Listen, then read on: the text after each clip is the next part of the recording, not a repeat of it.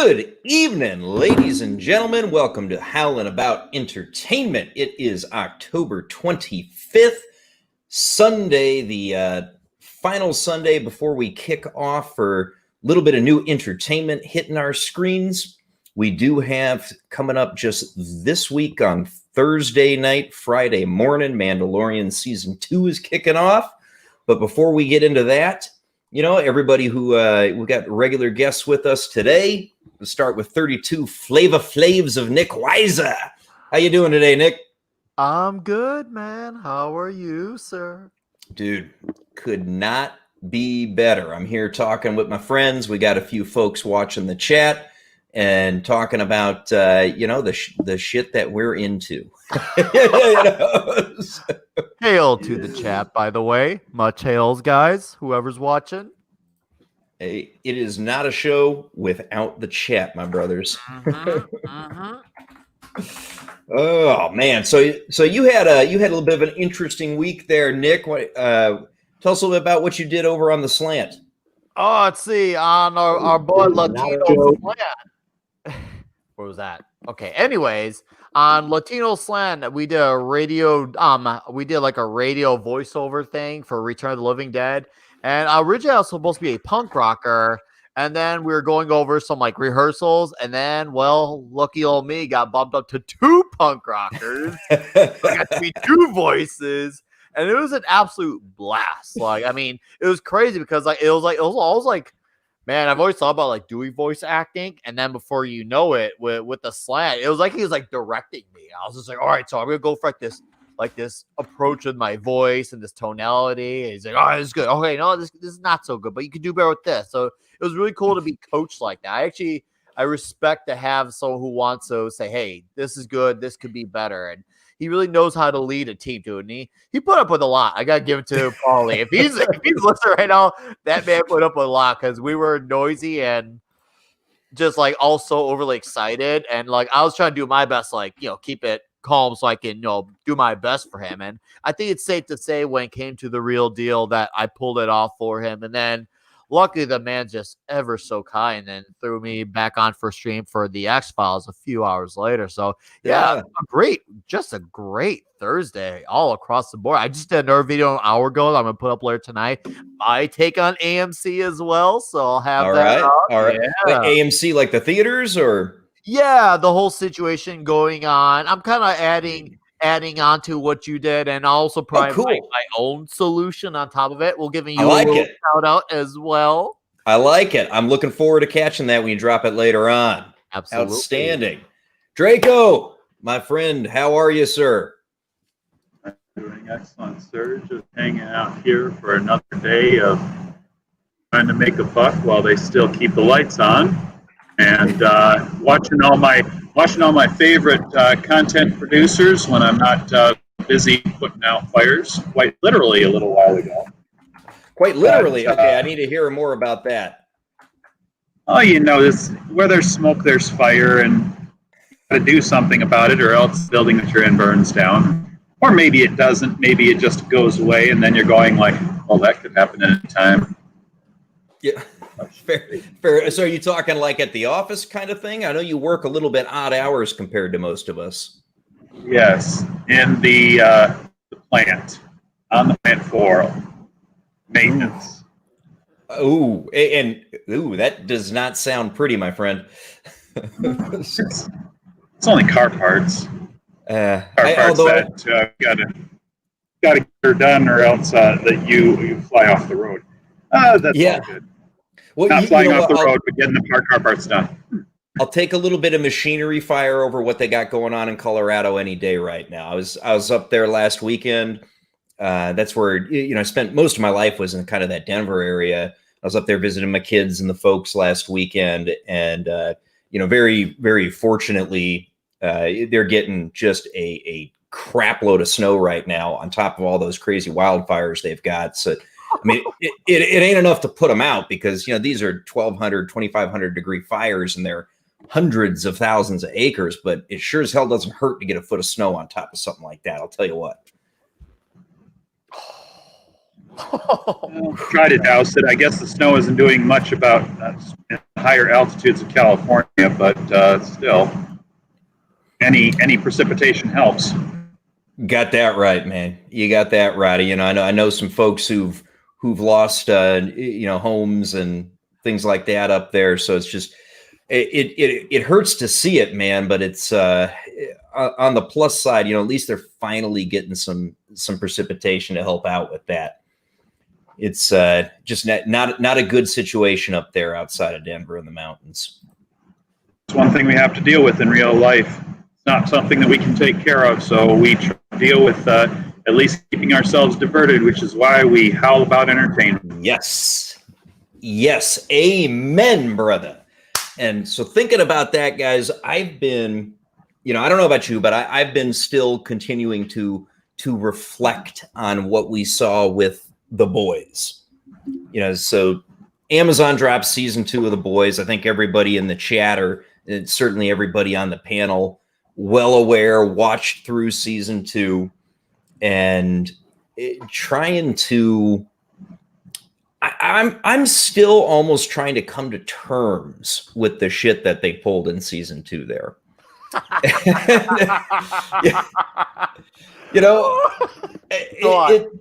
You said surprised, sir? You were really surprised. I didn't listen to your elaborate.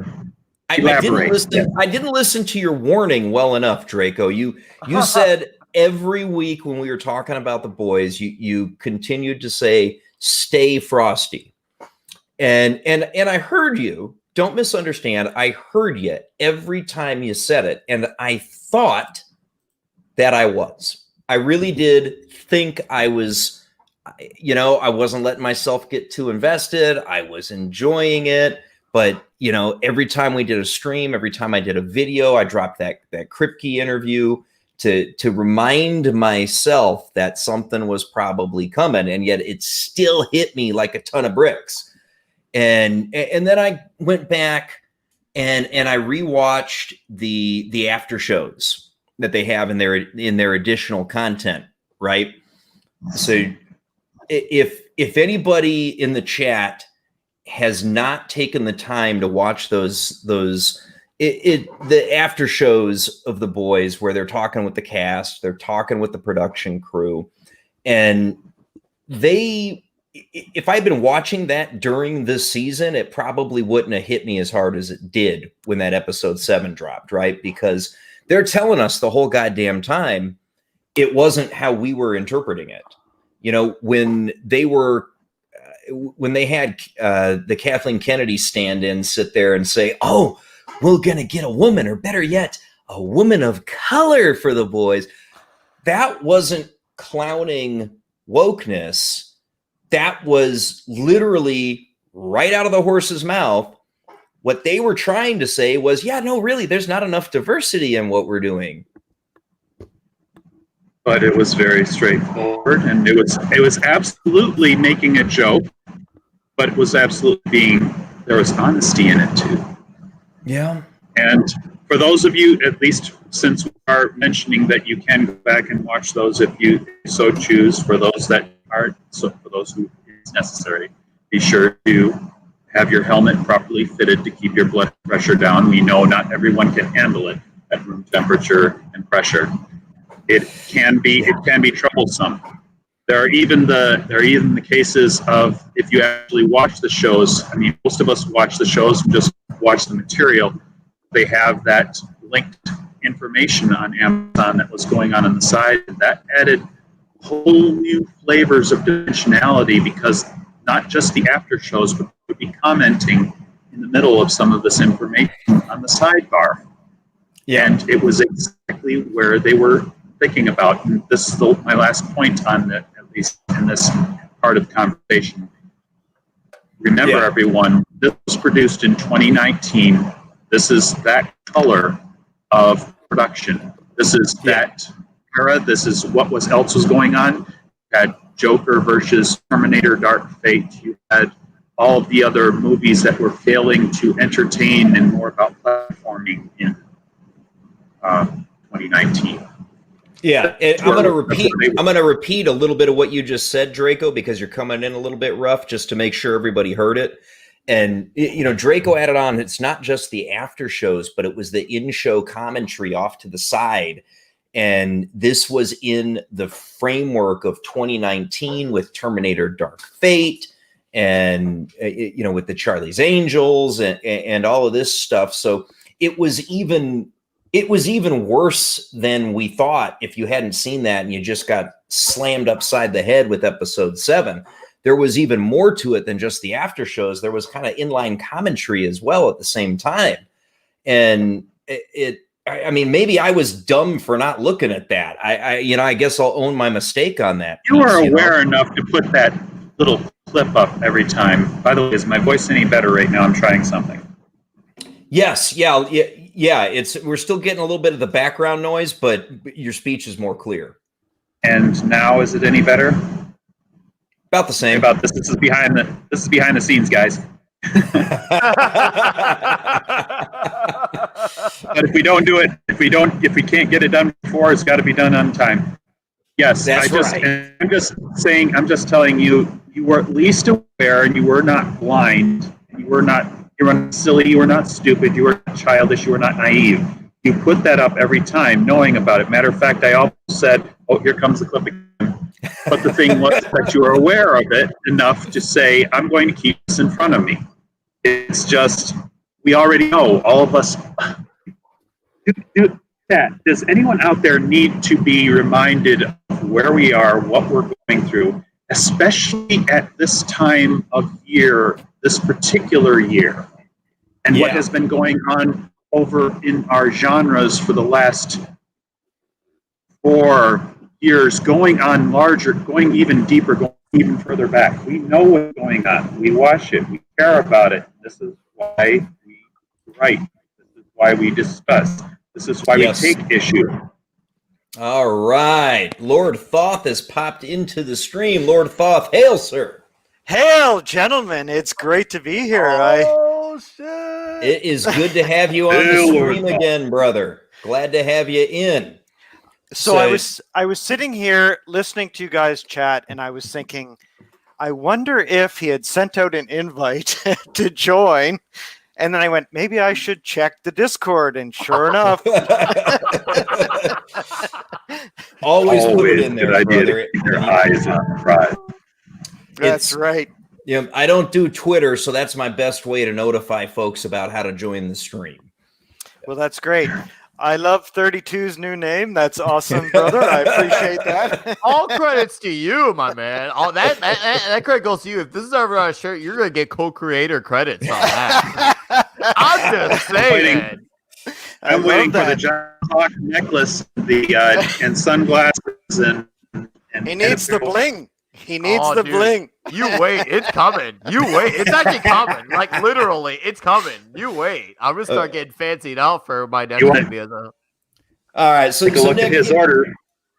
So Nick, give us some of your sort of final thoughts and additional reactions now that you've had more time to digest that season 2 that we got.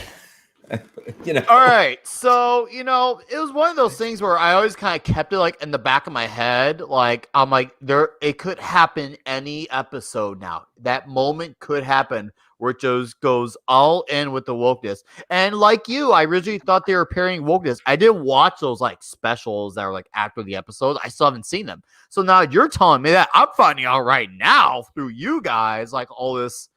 I'm like, holy shit, they weren't parenting wokeness. Like, I got played in that sense. I mean, once I knew episode 7 happened, like with the incel, like it's tough because I didn't completely hate episode 7, like minus that scene. Like, I thought some of the stuff that happened later, like the heads explosion shit, like I feel like if you took out that incel scene, it would have benefited from it. But that it's just like I knew once that happened, I'm like, oh. Here we go. They're playing the long game with the woke. Like they're definitely playing the long game. And of course they put it at the near, second to last. Cause that's how once again, as I mentioned on previous streams, it's about setting up the dominoes. They set us up, they get us invested. And then before you know it, before you know it, everything comes falling down. And then they did that with this season to the nearly last episode. And at that point, I remember like going to do like into that last episode. It definitely left me a little conflicted to watch it. Like, and now that I'm hearing all this, I'm like, man, do I even want to like give these like a watch out? And that sucks because there are some performances I do like genuinely enjoy. I mean, of course, Water's Wet. We all love Homelander, Anthony Starr. How can you not? That guy's. Yeah. I mean, yeah. I can't say enough good about his performance. He owned the role. He was Homelander, and he's one of the things I watched for, unquestionably. Well, when you take Butcher out of the equation as being the real hero of the story, which is the way it should be, him and Huggy and the team.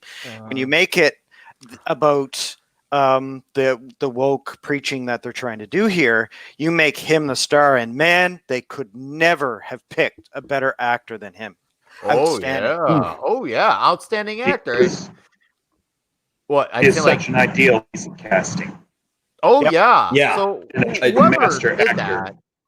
Whoever did that, obviously there's great casting choices like across the board, which there's no issue there with the casting and one of my issues, like it was something like I almost feel like Huey took steps back from season 1 to 2, and it was something I did not notice until recently because like when Huey has his moments where he starts to like kind of have his fall from grace when he explodes on Translucent season 1. That I've been now reading the comics recently. I'm on like issue 20 of the second volume, and I noticed like Huey gets a little bit more and more and more like doing crazy shit, and from season 1 to 2 he just gets more wussified, and I'm like, what, bro? Like, and that I think that's the one where I would point to and say that I don't really like the casting, and I don't think it was a particularly great performance. But at the same time, was that really a casting issue, or was it a writing issue for how they played out the character? And I'm on the fence on that one. I mean, I would say that's a safe stance to take because it was. I could see him playing Huey, but I never really cared for after it started going, almost as Nick said, after the best moments that he had in season 1, he just started getting written more and more, back-ended more and more. I'm watching things happen more and more, not active in the story, more and more. I'll just be a second fiddle to the action that's going on here, observing and not acting. Yeah. Mm-hmm. Lord Thoth, what are you thinking? I mean, as far as the casting goes, Huey in particular, but maybe some places else. Like, I mean, I did like Aya Cash as Stormfront. Granted, I'm not somebody who read the source material, so it probably worked more for me than for you guys that did read the books. But what do you think, Lord Thoth?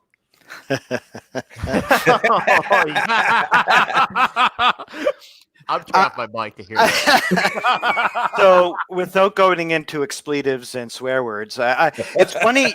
It's funny you went to Stormfront, so I'll come to her in a minute. Jack Quaid is a good actor. He's a good young actor. He's done some interesting stuff. I think he was in. Wasn't he the young guy in Hunger Games or something?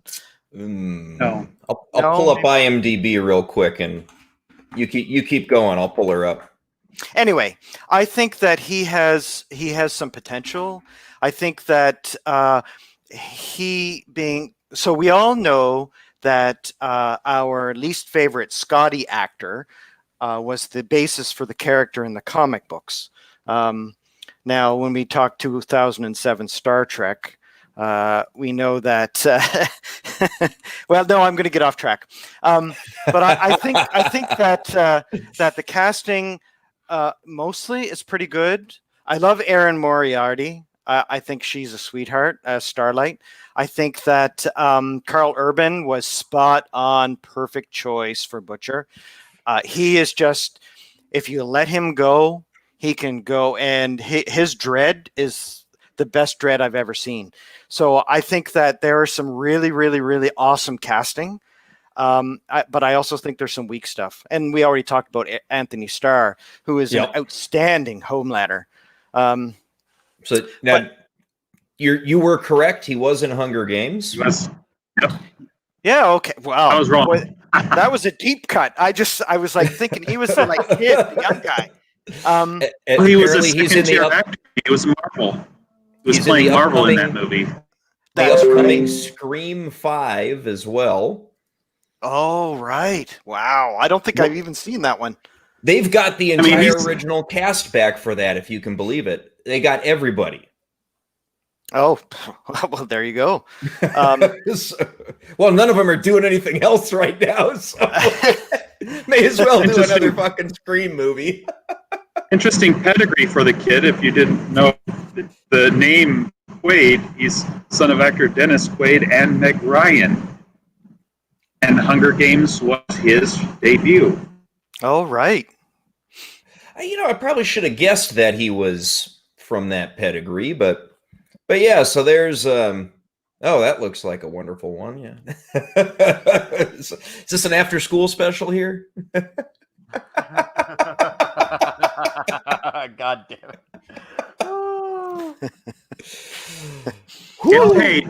So Simon Get paid. Pegg. Right. Simon Pegg Oh, Lord Prophet.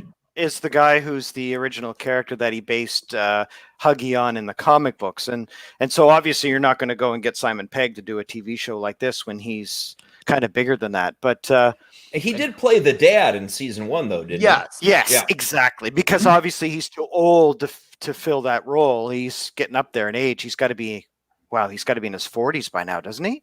I would think so. He's old. We'll just say Dur. Hey! Watch your mouth over there, whippersnapper. Well, the 40 is in my rearview mirror as well, so I can appreciate that. Well, 40's in my rear view mirror, although my 40s are not. So Give me about a year and several 50 years. yeah. I've Although got a couple of years left in my 40s, so I'm still kind of holding on to middle age, I guess. So Stormfront, do we really want to get into Stormfront, or do you guys want to talk about something else? Unload. I want to hear your thoughts on Stormfront because I know they are strong, and I do want to hear them. So the actress, right now, I'm mind blanking on the actress's name, Clara or something, isn't it? Aya Cash. Okay, so that character is going to be I hate to use the word problematic, but it's a problematic character in the comic books, let alone in the TV show. And I understand what they're using to rally their woke kind of propaganda around the Yahtzee platform, right? Because based on the comic book, and spoilers for those who don't know, she's one of the absolute original superheroes. When I say she in the comic book, she's a he, where she was created by the National Socialist Party, the Nazi. Oh, I said the N word. Sorry, the Yahtzee Party, to countermand the American kind of their heroes. Eric K wants to know if you've picked out your switch here because you're getting ready to whip on this one, right? I think so. So I'll try to make it as less agonizing as possible and say that character in the comic book is very important to the story of Huggy and the team, right? And Butcher and how they all end up doing this last episode 7, episode 8 battle where the heroes come together, they beat on the Yahtzee. One for the good guys, one for truth, justice, the American way, and he is an absolutely reprehensible, awful character. Yes, and when you start to give her positive attributes, like they did in the TV show, where you make her into this well, she's a bad guy, but not really. So we all know that as she gets on and on in the series, where she starts out softly, where we have that romantic liaison between her and Homelander. We have that whole thing where they make him kind of this cuckold in that kind of a relationship. And so making her a female character changes her complete dynamic from the comic book, where she is this zero good character, into this, well, she's got some positive attributes. No, she's a Yahtzee. She's evil. That's what she's supposed to be. He, she, whatever. One of the other 50 different sexes, right? So now, it's 57 different genders. Right. So I think that making her into that kind of role, I don't know what their plans are for the future in season 3. Yeah. I'm kind of scared to watch. She's not dead. No, I would expect not, because that would be, you take away a potentially really interesting character and interesting villain and just end her like that. No. Yeah. So I mean, she's definitely not dead. I mean, she got Anakin'd, but she's not dead. She got Anakin. I might have got more than Anakin, considering she was behaving. She almost appeared to have significant brain damage, which leads into something from the support Thoth to open up on that about super zombies. Right. I agree. So I know I've gone on here for a long time, and I know you guys want to get some words in here edgewise, but I think that I like the show. I like the first season very much. Yes. I like the second season, first half, a lot. But I started seeing it. I'm trying to think of when the point was, where the tipping point where we fell off the cliff was probably, 7. I think 7 was. I went into it clenching my teeth and waiting for the other shoe to drop, and that's what we had. That battle. Last words I'll say. That battle. We're talking. This is going to be important for certain characters in that group to really shine, right? Mm-hmm.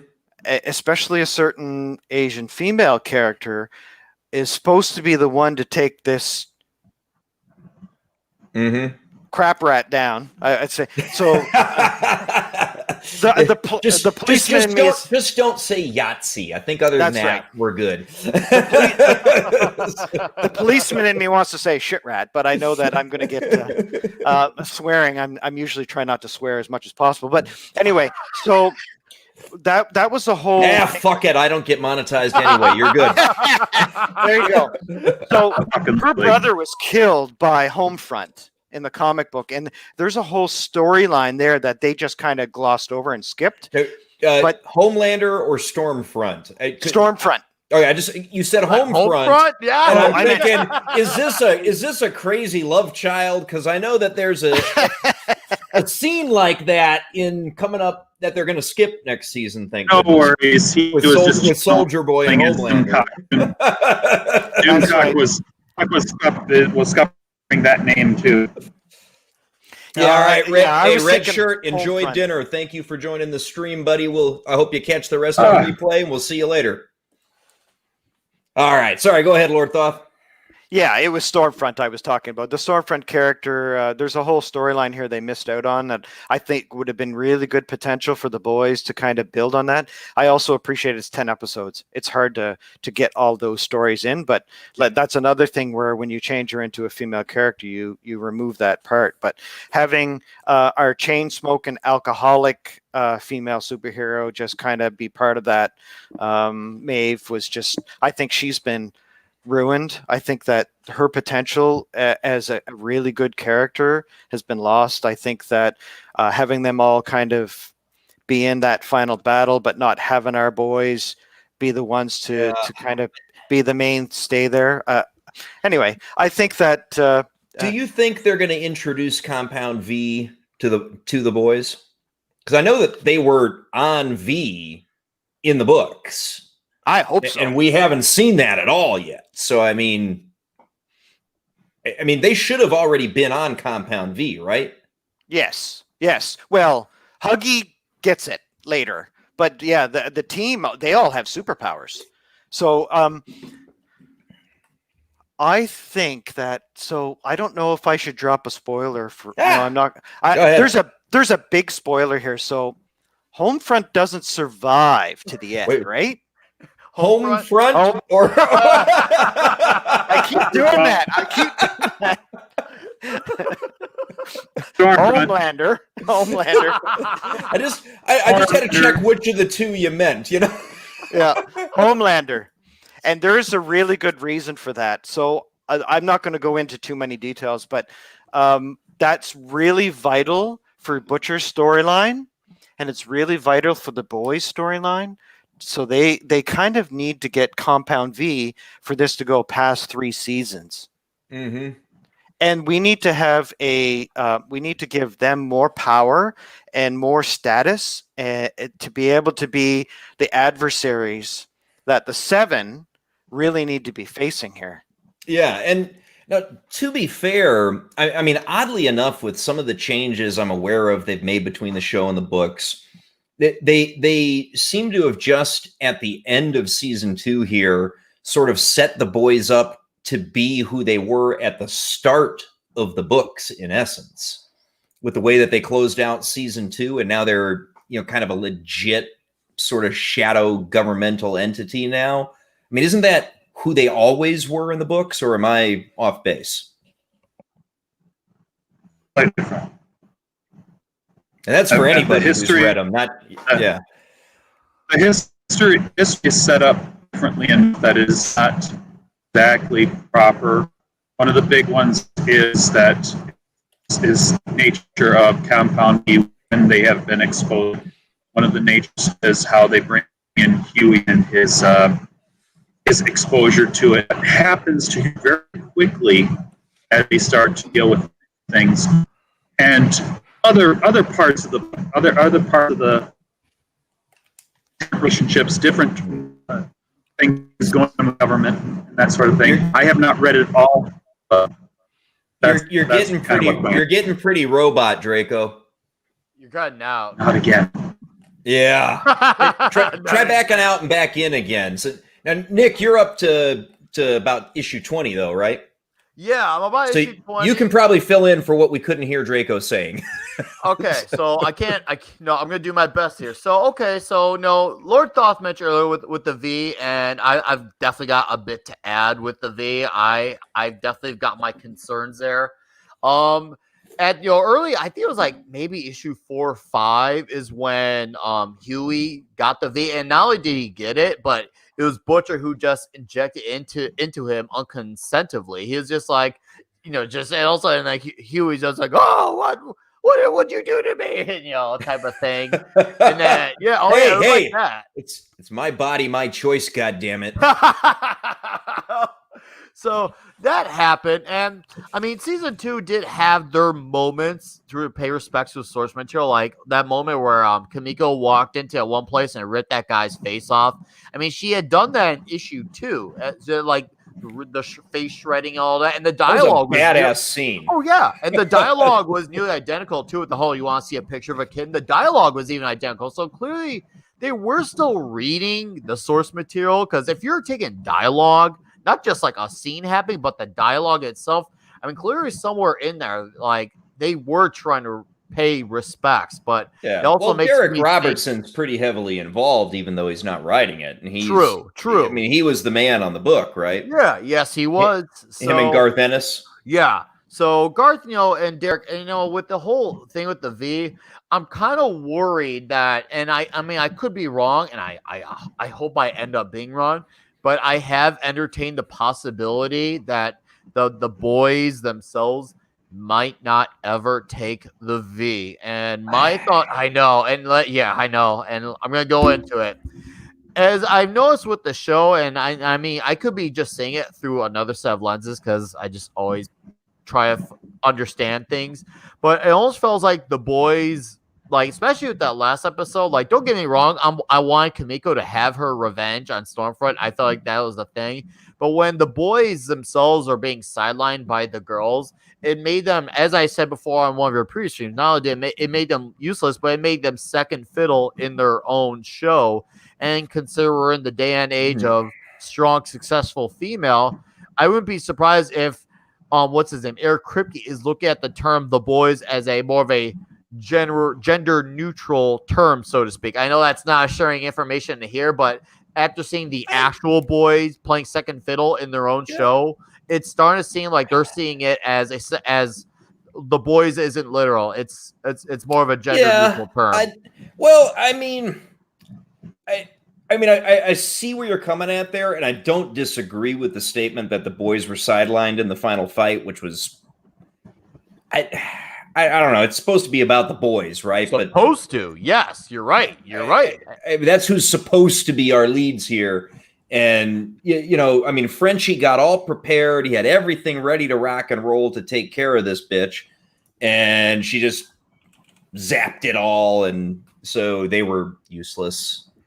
I mean, they were completely useless. Yeah, they were useless. At the end. They were useless. And, the only person outside of the 7 that was of any significant use during that final fight, was Butcher's wife Becca when she stabbed Stormfront in the eye. Yeah.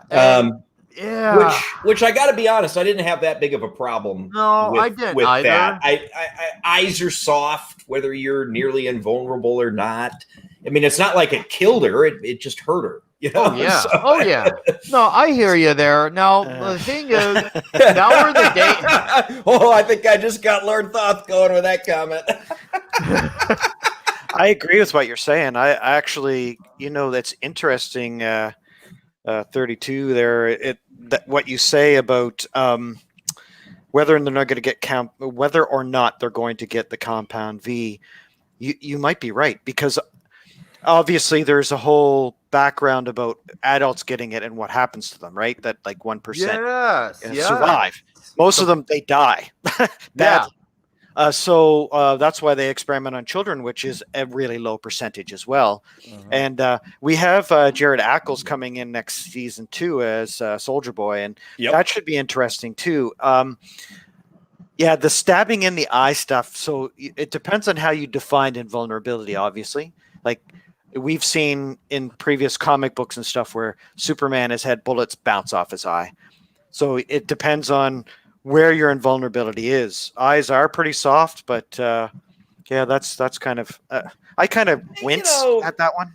I know that bothered a lot of people, and there was a lot of conversation about just how invulnerable are they, and I dig it. I understand where it's coming from, but it didn't bother me all that much. If you have something that is, if you have a weakness, why don't you do something to protect yourself from that weakness? A-Train's got goggles. Why doesn't she? She is in the story's continuity. She is one of the first soups ever to come out. Not to mention, she is given to be the wife of the creator of V. You think they might have tested a few things. You think they might have taken time to figure out what weaknesses were, because this is a critical part of superhero mythos. You have to have some sort of counter for every superpower you have. That's the very nature of, if you're going to have the boys, if you cannot match them, which is one of the things that the V is for, then you have to be able to take advantage of a weakness of the character. Superman is a hell of a lot different character once you introduce kryptonite. Yes. These are important things. Very important. Very important things. Yeah. And you can stab her in the eye when she's proven to be resistant to significant energy and significant kinetic energy. That's thermal kinetic energy on the molecular level. That's being fired, those lasers at her chest. That's flesh in general. That's general flesh. It's not doing anything to her bone. It's not doing anything to her skin. It's not doing anything to the fatty tissue in her breast. It's not doing anything to her lungs. All those areas would be affected, but not a kinetic strike on her eyes when she is bulletproof. Yeah. It's fair. It's like I said, it is a fair criticism. Especially if she's been for 90 years, 80 or 90 years. Well, I guess it'd be 80 years? Especially for 80 years, she's been fighting the good fight, and nothing has ever happened where she's gotten something in her eye. Like, you wouldn't think that would come to the forefront in a battle. I would. Even if you want to say that she did not, that she was being too sure about it, something like that. You know what? You could have had a little throwaway of she's doing makeup, she gets a little bit in her eye, and she kind of goes ow, ow, ow, and then that goes away. And you're going that's interesting. Exactly. Yeah. So is there anyone on the panel who is not 100% convinced that not only did we have the reaction that she got Anakin'd, but that was the intent? I love that term. Yeah, right? You were supposed to be the chosen one. No! Oh, I thought something was going to happen to her, but I didn't think it was going to be of that brutality. I mean, I will give them that credit that they went a lot more brutal to do damage to her than I thought. But I didn't think it. I was just she's either going to live or she might just have some, just death. I thought, maybe Homelander might have, an outrage and, maybe have the intent to kill Becca and then end up killing Stormfront instead with his eyes. Once again, more eyes shit. I know. Now here we are. And I thought it was going to be like that. So obviously I was wrong. It played out differently. I mean, I guess I was right in the sense of Becca being the one that got axed, but definitely it was the way it played out was way different. Man. I mean, that had to be very intentional. Making her look just like Anakin. I mean, that wasn't an accident, I don't think. It could have been. It definitely could have been. And if she's going to be in the future of the show, I mean, I think Cash is still signed on. I can imagine her and Homelander definitely having a rivalry since, he backstabbed her, now that she got out as a Nazi, because he was going with it, when it was all undercover, but then the minute he's out, now he's got to put on the image. Oh man, she's really bad, guys. I really wasn't about this attitude. I didn't know. I didn't know. Obviously, didn't literally say it. Just paraphrasing my own voice. But yeah, now that we're having that, I wouldn't be surprised if that's the angle that Homelander plays with it. Do you think we're going to have Darth Yahtzee in season 3? Well, if we're talking getting Anakin, why not?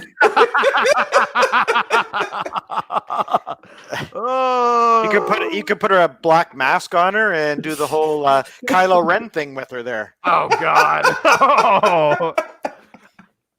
I'm worried. My last thing.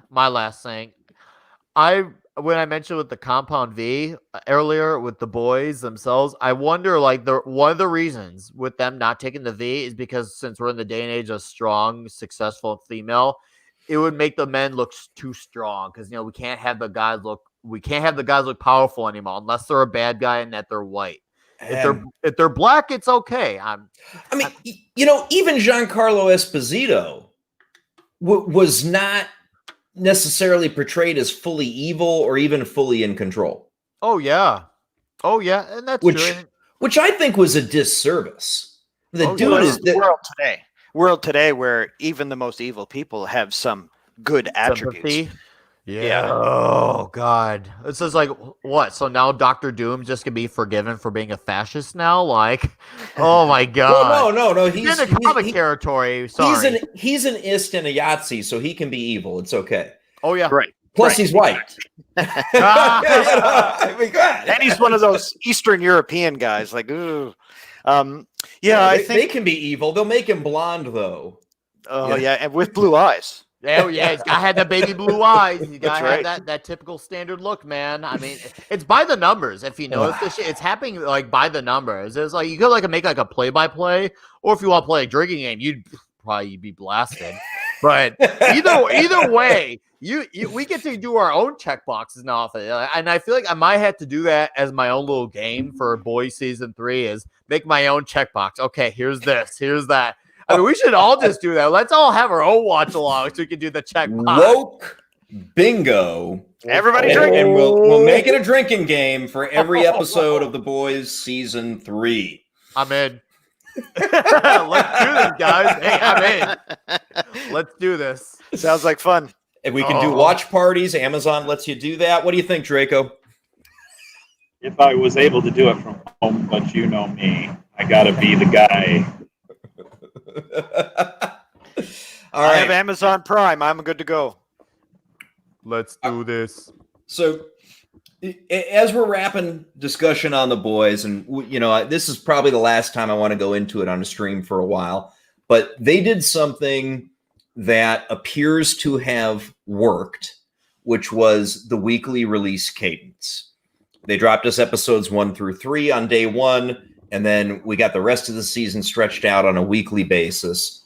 It pissed a lot of people off at first, but if you can believe Amazon, they doubled their audience from season 1 to season 2, and that's a pretty big fucking deal.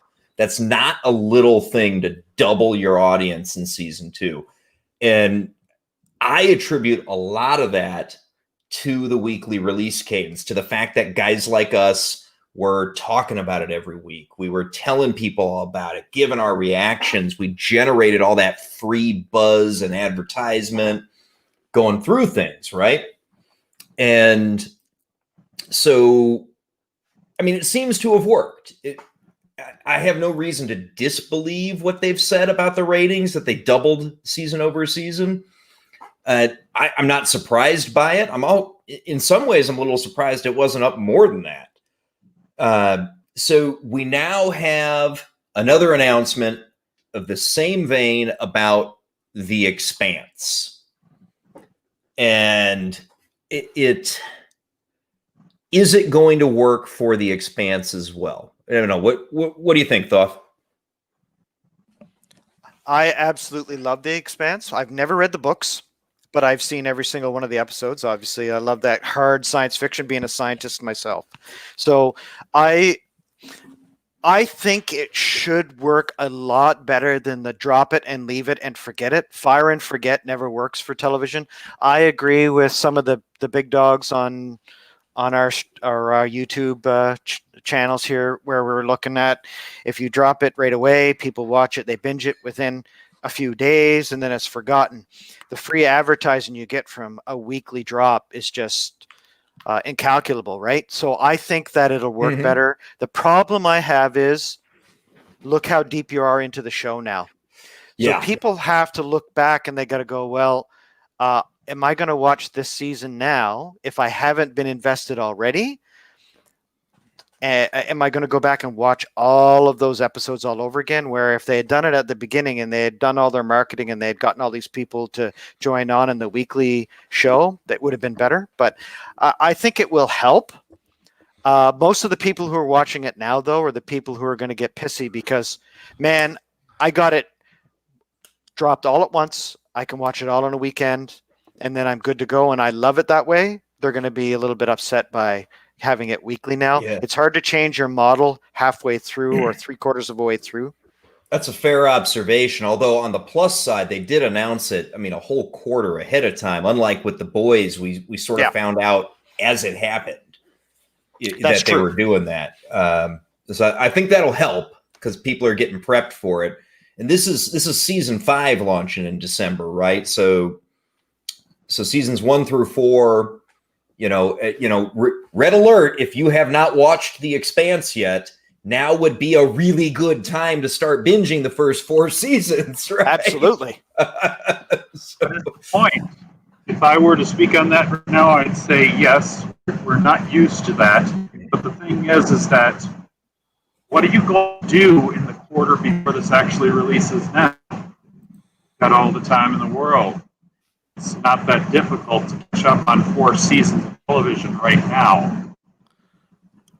Yeah, I mean, it's a piece of cake. I mean, granted, the world is more open than it was 6 months ago. Hell, it's more open than it was even 2 months ago. but it's still not the same as it was a year ago, right? So there are still a lot of people like, this is the office for me now. See this behind me? That's the office. Not bad. You need some more Star Trek ships up there, man. I do. And of course, this in front of me is the personal machine, obviously. So it's funny because when I'm on the Zoom calls at work, they see this setup behind me, the boom mic, the ring light, and everything. So but you guys get to look at the office behind me. So so there's a lot of people who've switched to like I am, and this is the office now, right? Right. Some folks, Draco, he works in manufacturing, so obviously it's a little bit harder to do what I'm doing in his line of work.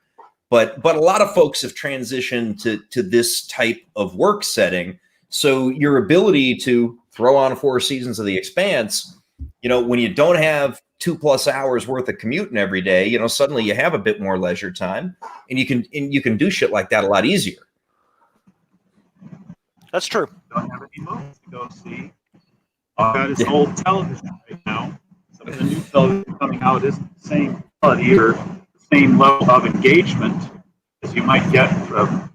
We're trying to tell people the engagement you can get out of this. If this is your thing, if you try this series out from the beginning, if you get in there in season 1, episode 1, and you watch a few episodes of this, we think you will have no trouble binging the rest of it. When season 5 comes out later this year, you'll be peeling paint off the walls. You'll be putting holes in you'll be scratching holes in the floor going, I need my next episode. And that's exactly the way to build buzz about this. This is the whole thing about these, when you have to wait for that next episode to come out. Well, Yeah.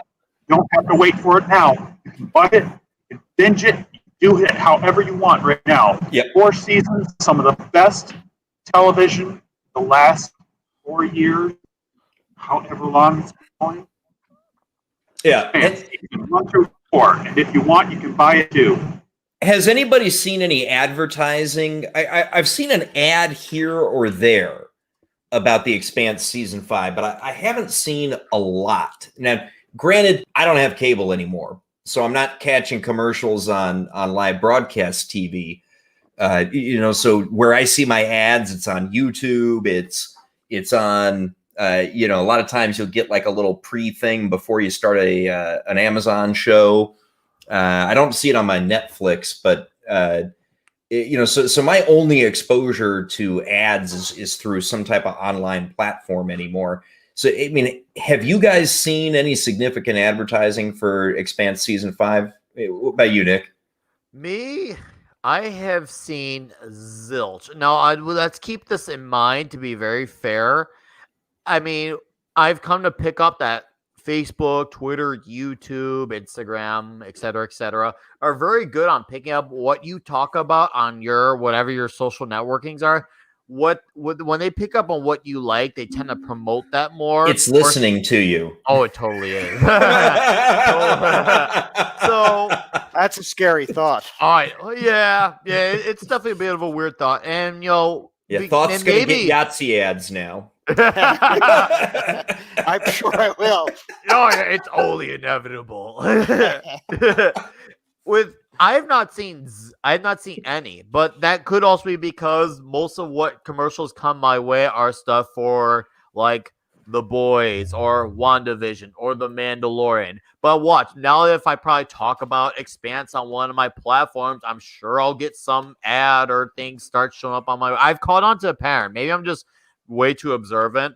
That's just my nature. But I've caught on to the pattern of that. Your ads are absolutely related to what you're talking about, what you're searching, what you're visiting. Unquestionably, that's why, every goddamn website you go to, you got to accept cookies, right? And sometimes they just send them whether you accept the damn things or not.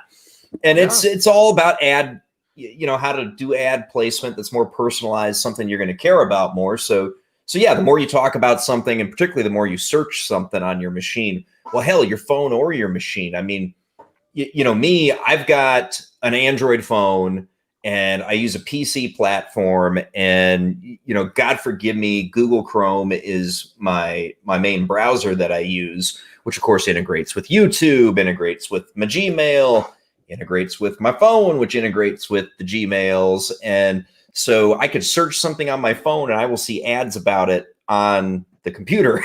So, yeah, and it's all the same.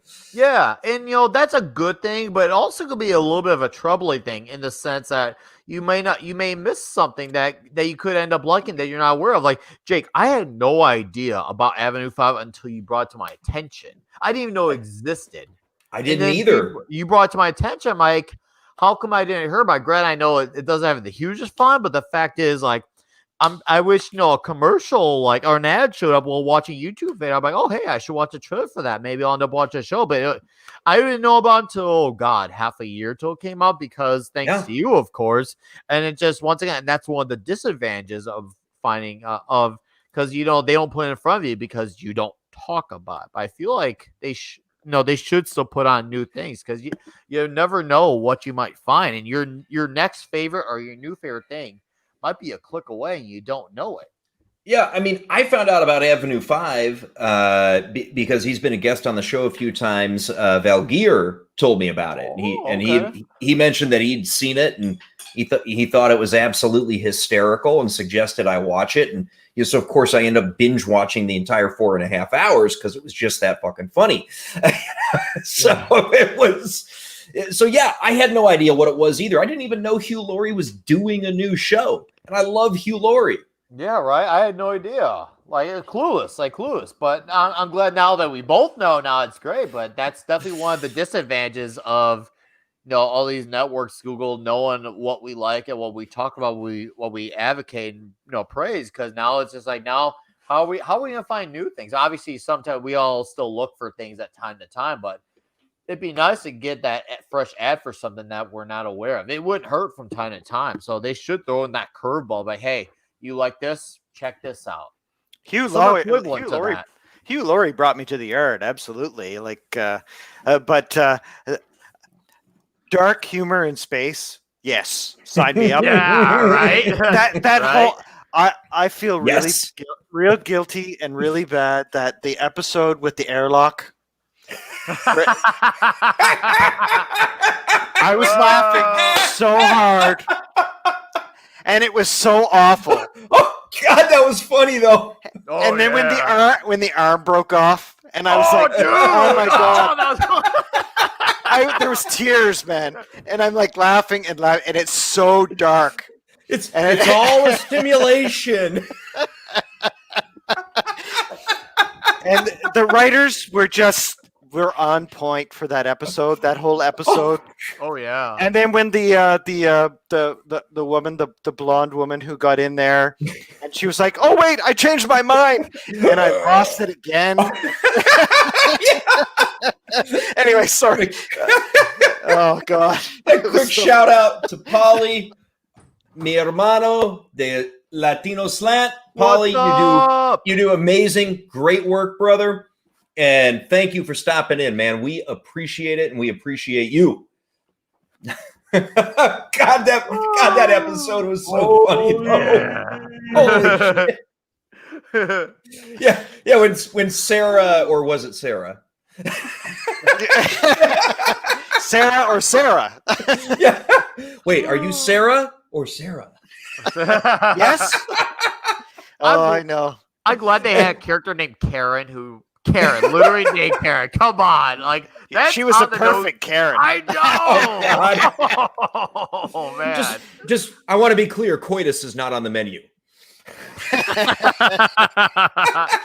There was some really good one-liners. The first couple episodes, I kind of was like, okay, am I gonna like this? And then I kind of binged it. And we were just talking about the Expanse and binging, and I went. I think it took me 24 hours, and I watched them all because I couldn't stop laughing. Yeah. Oh man, anybody who has not had an opportunity to tune into Avenue 5 yet, if you're missing some of the jokes here, it's because we're dropping lines and jokes from the show, and as you can see, we fucking loved it. It benefits from rewatches because I've done a few and I would catch more jokes. I'm like, oh man, I missed that shit. It kind of reminds me of the wittiness of What We Do in the Shadows. Like, because there's like that with those movies, the movie and the show, there's definitely like, because the lines are going so quickly, everyone's just talking and talking. It's so easy to miss that quick one liner or slick joke. Like, oh shit, I didn't catch that the first or second time. So it's nice. It's very nice. So. Yeah, and I'm surprised because Josh Gad kind of plays himself, and I have disliked him for a long time, but which made me like him in the show because I'm like, I don't like him, but I like him. It's just, it's one of that dichotomy of perfect hate and love. I remember when I first heard that voice, like, God, that sounds like the Olaf dude from Frozen, and lo and behold, like. It was fucking him. It sure as hell was. Yeah, although he looked like Jack Black in Tropic Thunder. Right? Right? I can't unsee that now. I mean, my eyes.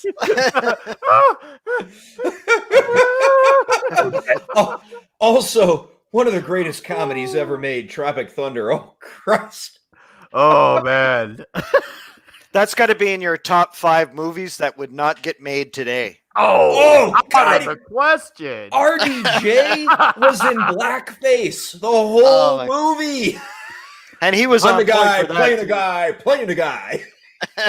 And that's why Iron Man literally hates cancel culture in real life, and that's why he stuck up for Mr. Star-Lord, because he's telling these. Thankfully, he was very direct and told these freaking psychos to go get a life. Because I was actually surprised Downey went with that comic, because he knows what it's like to get canceled by these people. Yeah, he knows what it's like. So it's just like, man, fuck these people. I'm gonna say some shit, and he did. Good, and I appreciate that, man. I didn't want to get into that too much, just because I just can't stand that Twitter like back and forth petty bullshit. That's why I'm not on the platform. I do not do Twitter because I don't want to put up with that shit. But Jesus, what they tried to do to Chris Pratt this past couple of weeks. I mean, holy shit. I just shake my head at it.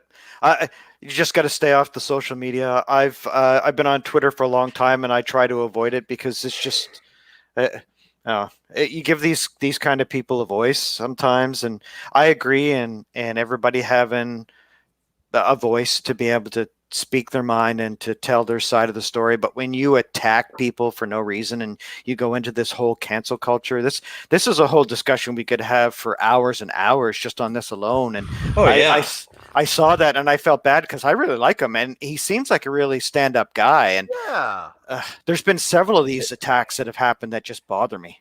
And I mean, the attack on Chris Pratt amounted to you didn't go to a Biden fundraiser. Can you imagine that being the worst of your issues in your life? This guy. And he's getting canceled for this? What the fuck? I know. It's like Whiskey Tango Foxtrot. Whiskey Tango Foxtrot. I agree 100%. That's just unbelievable. I mean, think what you will. We don't get into politics on this show, and we don't get into it for a reason, because frankly, I'd be going for 10 hours, and most of y'all would hate me when I was done. So you'd pull a Gary, and just talk about politics for 4 hours. That is what I would do if I went down that road, and frankly, like I said, I mean, for real, no, I mean, if I really went into it, I'd probably alienate more people than I brought in because I'm that crazy. Well, Canadian politics, I'd have to apologize every couple of sentences. Oh, the Liberal Party, I'm sorry. Oh, Justin Trudeau, I'm sorry, world. You're forgiven, dog. You're forgiven. So it's, but I mean, to try to cancel a guy because he wasn't political, I mean, it just, you can't win. There is no winning with these cancel culture psychos. Fall in line or else. That's really it's a blackmail, emotional blackmail ultimatum. Fall in line or else. Yes. But it kind of begs the question of. Go ahead. I'm sorry. No, it was an offhand comment. I'm just hearing the click of boot heels. Yes, exactly. So. Well, what do? You just adapt and overcome, I guess. There's not really much you can do. You either have to play the game or be Cara Dune. I like that. I like the latter. I like the latter. I'm a fan of the latter. Dude, that movie's like Idiocracy. These movies like predate so much madness. Like Roddy Piper, God damn it. What did you do? It's like The Simpsons predicting everything, right? A lot of these movies predicted everything. Oh. Where is Kang and Kodos? It's only any minute now. It's only any minute now till they start becoming like our politicians, like either way your planet is doomed.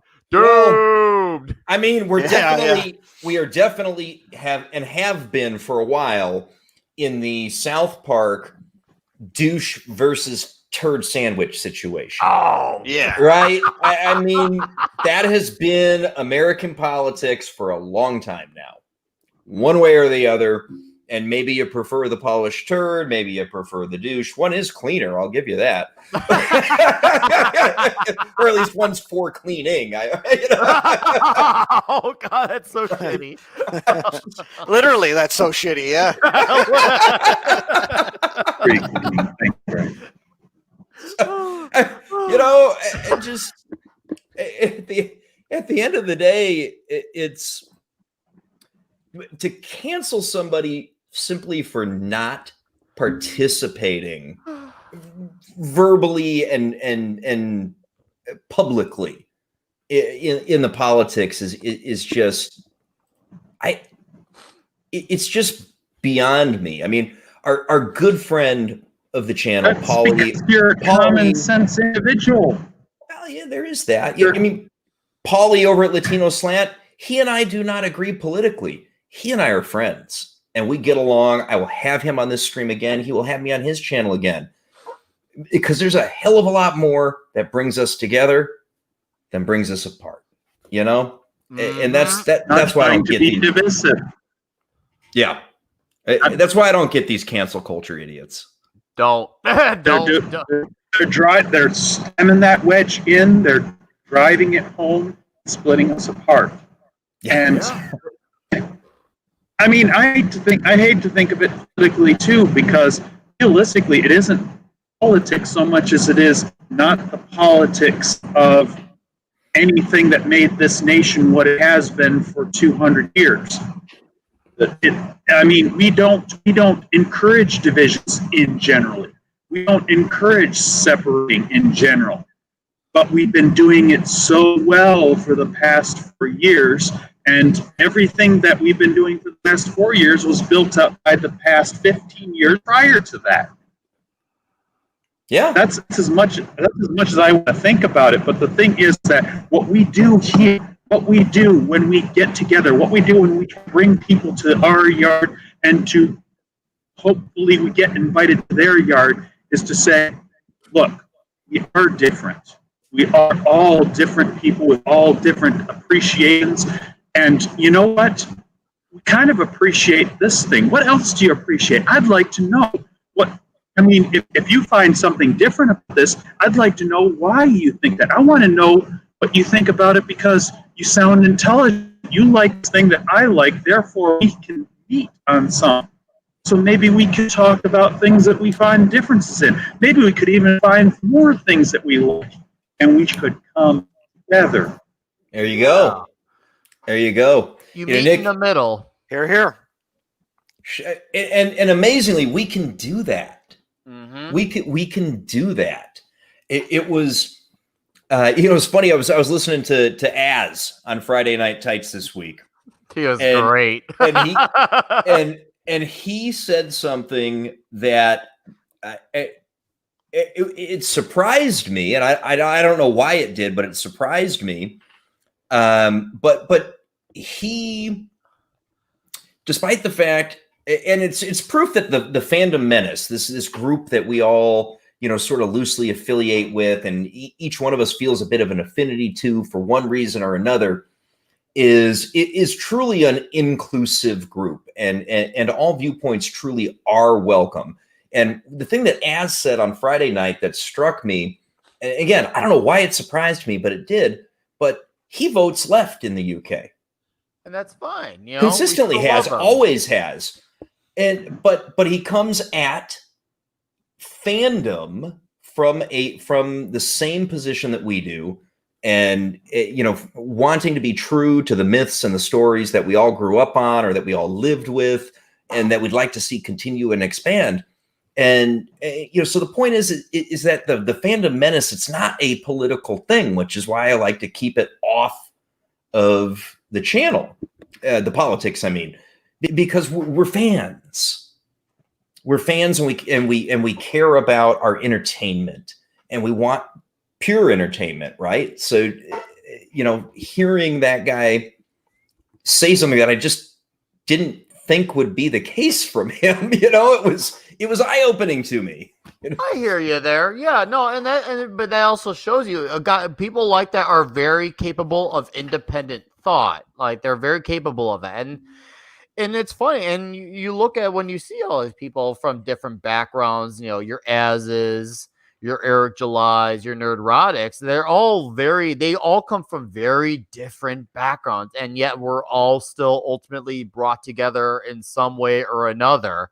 And that's beautiful. I mean, I know I'm getting sappy that, but to me, it truly is a beautiful thing that we're all brought together by a common cause. I love it. Absolutely. It's such an it has been such a breath of fresh air these last few months for me, particularly because I've been listening to these networks now for about a year and a half, but until getting actually involved now, it's just like, wow, there's a community, and it is just, it melts my heart. It's another level of cool, man. It really is. Oh, it is. It melts really my heart.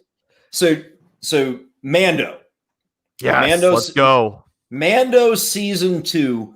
Has everybody been caught up on all the trailers, especially that special look that dropped a few days back? Are we all kind of on the same page for what we think is coming? How could we not be caught up? I mean, right? I want me some more Cara Dune. Exactly what's going to happen, right? That's actually what's going to happen. We have the entire series railed out in our heads. We know we're expecting the moments, or are we? So let's start with Draco. Give me your thoughts on where we're at moving into season 2 and what you're expecting to see. And I'll point out, obviously, as it was last year, this is a weekly drop. So what are you thinking? What are you thinking going into season 2, Draco? What are you looking for? What are you expecting? What I'm expecting is a little bit concerning because, as you know, my stance is to say Frosty. Yes, Corporal is my spirit animal.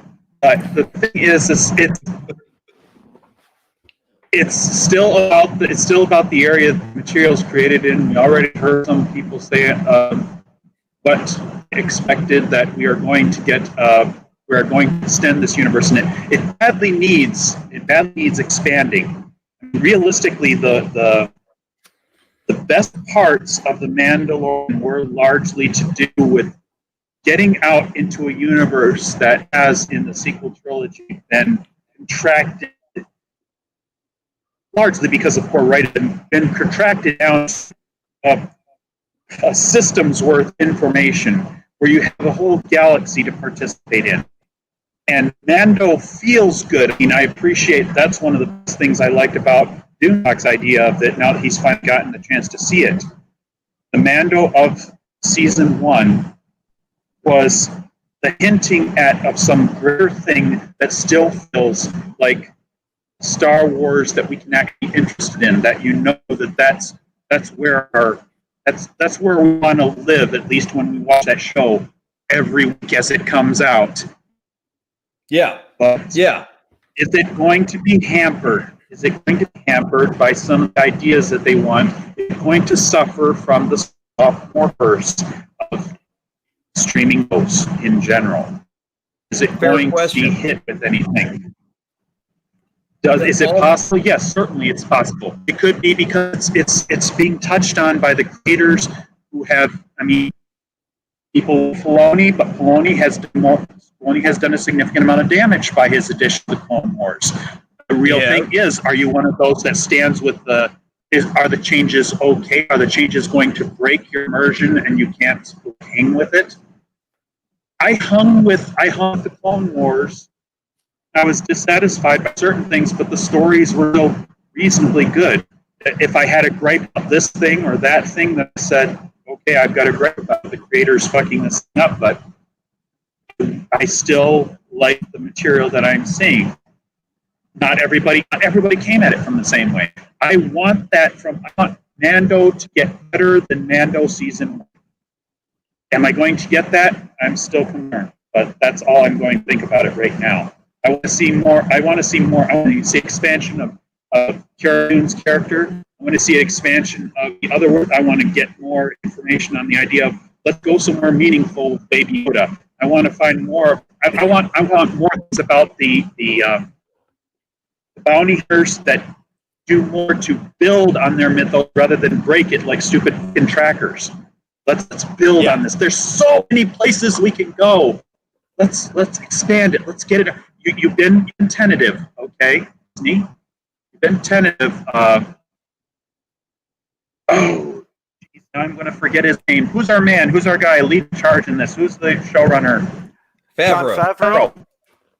You've been tentative, Favreau. Let's go out there and build on it. Let's take some goodwill and make something better. Now they're already putting together these things. So I'm hoping for the best, but prepared for the worst. Go, guys. Fair enough, man. And you asked some good questions on what you're saying there, Draco. Is it going to suffer from a sophomore curse? To an extent, maybe are they trying to do a little bit too much? Are they going to stay true to the formula that worked for them in season 1 and maybe make some improvements on the areas where season 1 was weak in some points, right? Are we going to, expand on this universe of what the bounty hunters are? Things like all very good questions. But I think the most important question is, do we get to see enough Cara Dune in this show? Here. More Cara Dune. You say that, and here's what we need. Dune, the series. We do. Why do you say that? Yeah, hit it up, Nick. I think we had the same thought.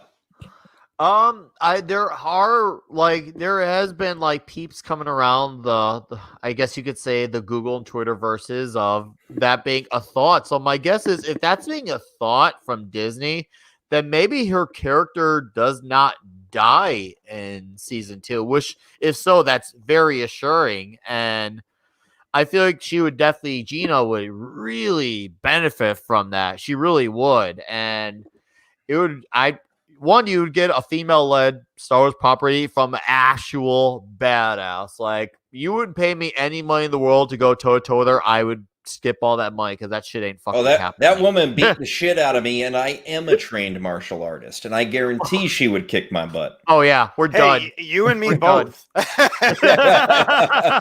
you know what? I'd love every second of it. I wouldn't, I don't think I'd complain all that much either, Thought. If Gina wanted to beat the crap out of me, I think I'd have to let her. That's it. We love Gina Carano, and we love her funk, her style, her strength. She is everything that we appreciate about this. Yes. Write her well. We want to love that character more. Dude, and that is a big message, I think, from the fandom menace to Filoni and Favreau, and to those people, and there's a lot of them, including of all fucking people, Kanye West, who hate Disney Star Wars. Oh. You had me speak. Ah, You mentioned Kanye. You had me speechless for a Yeah, second. right. That's Yeah, amazing. go on. Gentlemen, West. if you're interested, follow up watching Joe Rogan's Kanye West interview just came out. I was just sent that link. They I need were to follow up on it. They were 10-4. talking corporatism and how it sort of invades and ruins storytelling and authenticity. And Kanye lit into the Disney Star Wars movies. I mean, he did not hold back at just how bad he thought they were, and in particular, was holding up the fact that the prequels are much better than the Disney movies. Yeah. And he's right. Point. And I mean, Kanye was talking about how Lucas gave us the classic hero's journey throughout all 6 of his movies, and that it was an authentic vision of a singular man and a creative, and just eviscerated the Disney Star Wars movies. And he even suggested that he might have his picture put up on a no-no board for not being allowed to visit anymore for saying this. So Kanye thinks he's banned from Lucasfilm now. Probably is like, oh, that now. Okay, I was gonna listen to that, but now that just sped it up for me, like, Dude, to listen to it quicker. It was, by all reports, it was a But I good think show. he's expressing what all of us Star Wars fans are expressing, the true Star Wars fans. And Yes. that's the thing. And that's why we're kind of enjoying The Mandalorian. It was safe. Season 1 was safe. And that was really what they had to do to try to build the audience Absolutely. back into where we can come to the show and watch it. And I don't mind it being every week. I look forward to it. So do I. I love weekly drops. For one thing, it gives us content for our channels, which is, I mean, that's fucking great. Exactly. There we go. I got no argument with that. I mean, the boys kept us busy for 2 months, plus some, right? Disney. Free advertising. He's talking about free advertising for you. Go on, man. Instead of hating all us YouTubers, they can come to us and say, "Oh, all these guys are talking about us. They're all talking positive. Let's kind of milk that. Let's go forward and instead of fighting us, let's support us." It's not the Brie Larsons of the world aren't going to sell the show for you, right? No, It's going to be us. We're the ones who love it. And when you have, 6,000 people on Friday Night Tights watching. Wow, that's 6,000 times what, 4? We'll say a family of 4 times, all the people who watch it after it's live. Hello, free advertising every week, not dropping it all at once.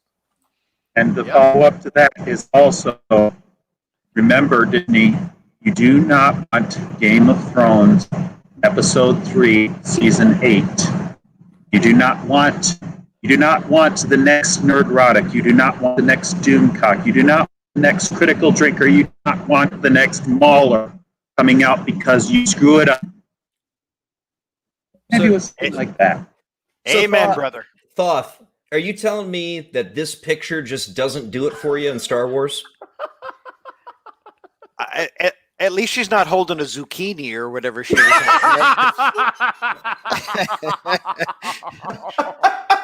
I mean, this is definitely better than Jody's sonic screwdriver. That's for sure.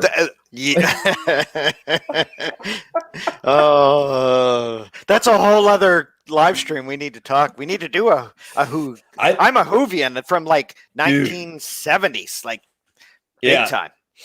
So next weekend, I'm going to be on the road again. I am going to do the stream next weekend, but I'm going to keep it briefer. And I'm going to be doing it from the mobile because I'm going to be in the Magic Kingdom next weekend on Sunday.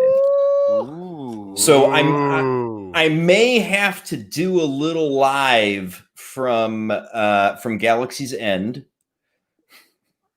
and just because we're waiting at bated breath here. We're like, okay, are you sure? Well, I called it Galaxy's End for a reason because it's by all reports the place is a shit show. Didn't I read something though that they were closing it down again? In Florida? Not in Florida. Well, in Not- California, it's shut down. Well, Yes. of course. I expect nothing less out of California. Yeah. Yeah. Hmm. Yeah. I do I feel was supposed very lucky, Mary. The funny thing is myself and my wife and the kids, the niece is 6, and we were all going to go. My brothers and everything, we're all going down there at the end of April, and we were all looking forward to it. And then everything happened, so it's too bad because, of course, all the kids and stuff are disappointed. But that's what happens. It's too bad. You didn't reschedule for this weekend? No. Oh, Next come on. You can weekend, make that work. You can make it work. Get down there, man. Change your plans. Let me check the flights out of Ottawa. Let's see. Oh, I love that picture. I love that picture. I did the first Bree. Well, that'll be, of course, I'll pay my $250 for each of my Make It lightsabers at Galaxy's End, and I'll recreate this one here for you. There you go. No, I'm not paying $250 to make one of those piece of crap light sticks. It's insane. That is absolutely insane. Those Force Effects things wouldn't stand up to the actual fighting lightsabers I have now. There you go. Are anyone here a member of the 501st? I am not, but I do have a lot of respect for those people. I am a member of the 501st. Well, hey, all right. Yes, I have a Darth Vader outfit. I have a clone Commander Wolf outfit, and Han Solo too for the Rebel Legion. So yeah. Hey, Bro. so, hey, Disney, when you treat your fans right, this is the kind of thing that you get. The 501st is an amazing group of people. It's not just a bunch of cosplay, and because there's people out there that think cosplay is a bunch of silly nonsense, right?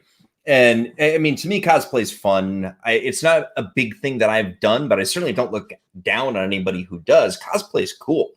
The one cosplay I've ever done is as the Ninth Doctor.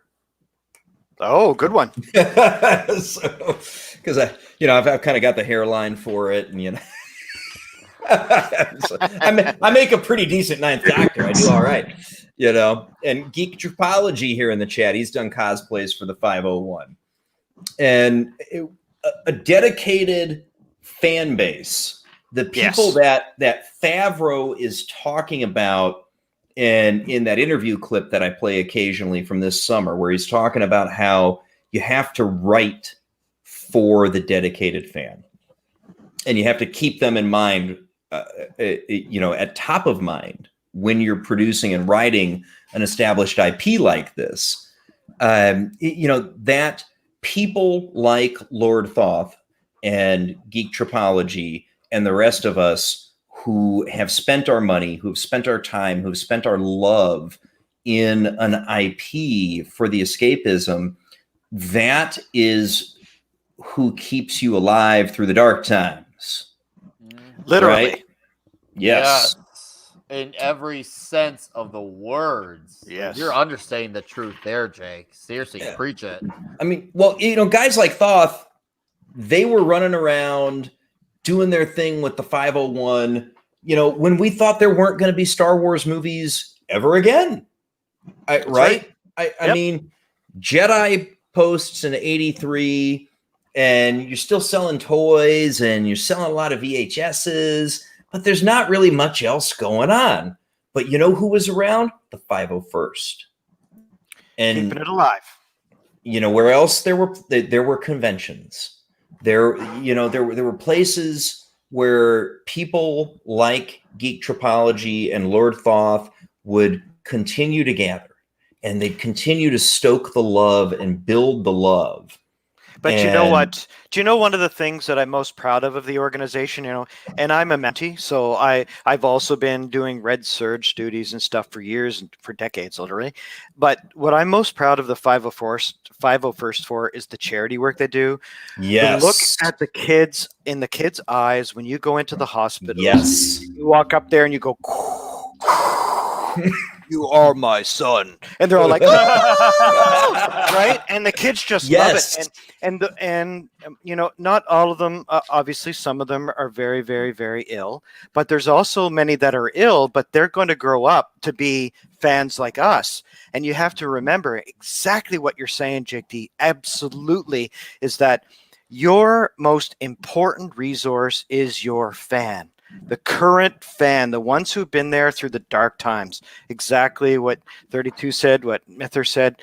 And what you have to do is when you create a new show, a new movie, you have to think about those fans. What do we want? But you also have to think about building the audience to the new fan out there, the people who are out there. Absolutely.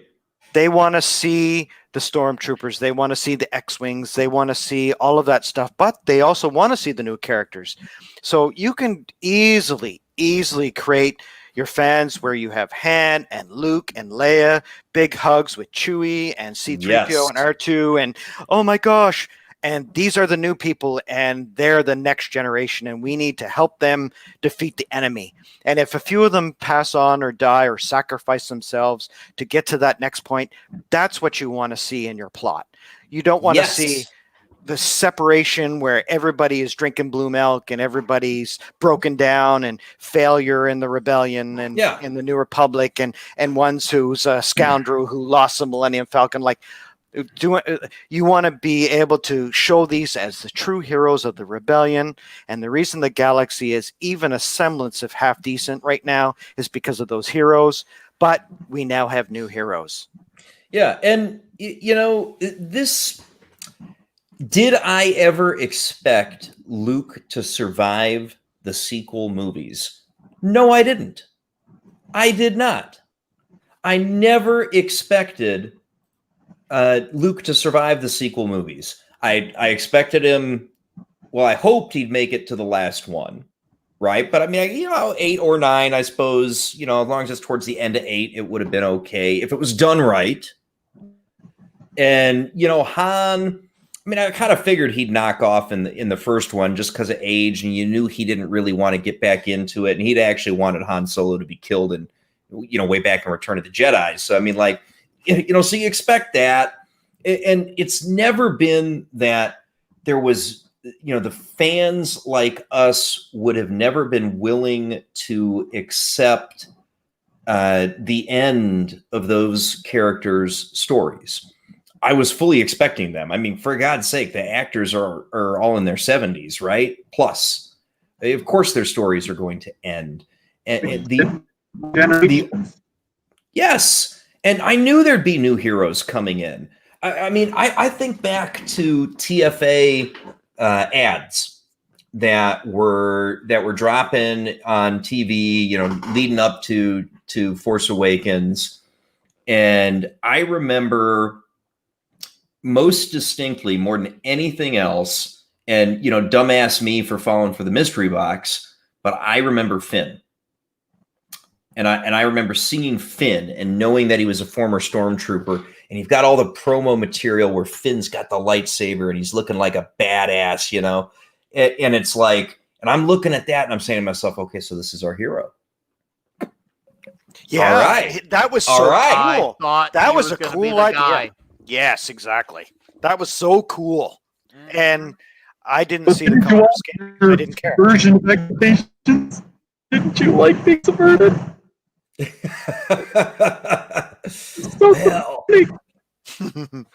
it just, I mean, Finn looked good. His setup was great. You could have done an amazing set of movies with that cat.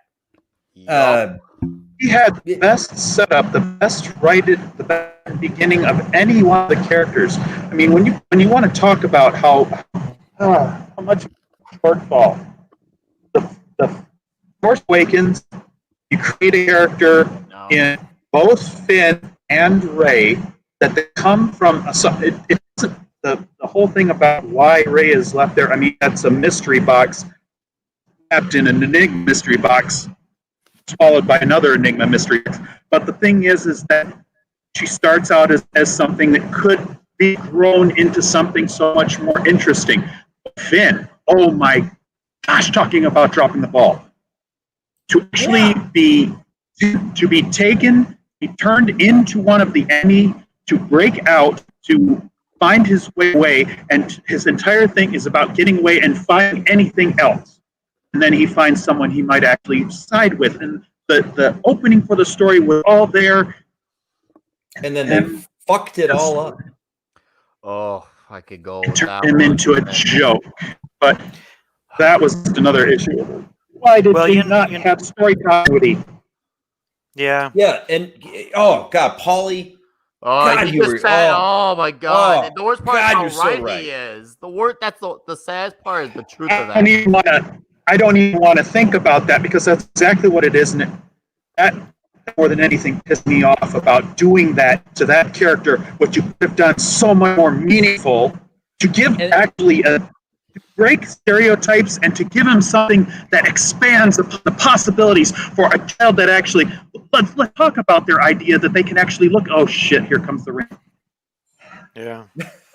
Actually, really sad. They missed so many opportunities. To give children who actually would look at that character and say, yes, I identify myself with that. I could actually see that, regardless of the fact that you had plenty of children from any gen, from any race, or in any stereotype that you want, who would look at Luke, who would look at a genuine case of the hero myth, and to see that, and to be that, and to see that in themselves, regardless of what the image is on the screen. Now you have let's make him a janitor. Started him. Yeah, they made him a goddamn janitor. Yeah, what? Why do you do that to them? Fucking fighters, fucking idiots. Because your stormtroopers are janitors, like the elite soldiers of the galaxy. They also mop floors on the part-time job. They'd mop floors. Like what? It doesn't even make any goddamn sense. So you're saying he just became a stormtrooper in the past month, and he was no. I mean, it doesn't even fit with their own canon. Own canon says that they're kidnapping these people when they're young. I get the impression, like toddler age, maybe 2 to 5, something like that. They never define it, but that's sort of the impression you get that because they're kidnapping the young to indoctrinate them into being stormtroopers. And if that's what you're doing and that's how you're creating your stormtroopers, you're not going to become a stormtrooper when you're Finn's age. Okay, no. You've been raised. You actually have writers. Yeah, you've been raised writers through it. No, sorry, Draco, you're right. You're right. You want to write them something like, yeah, we all get these. You know what? I had frickin' sanitation. I hated this, but we actually cleaned that area. I know what it is because I was actually in that duty. All you have to do is that. You don't have to make his job as a frickin' janitor. It's bullshit. Every stormtrooper is trained in a minuscule way because people got to do the shit. But you don't make him a freaking janitor. Low-level military grunts do that kind of duty. Don't get me wrong. They do. And just like you said, you write it like that. Just like that. That's all you got to say. That's all you got to say is like, he got busted for, failing qualifying on the blaster rifle. So he was given mop duty, right? I mean. So low-level grunts do that duty because they're privates, and it's to teach them discipline. And in a military situation, when you go into the field, everybody has to pull their own weight. So you have to dig the latrine. You have to dig the foxholes. You have to set up the tents. So everybody's a part of that.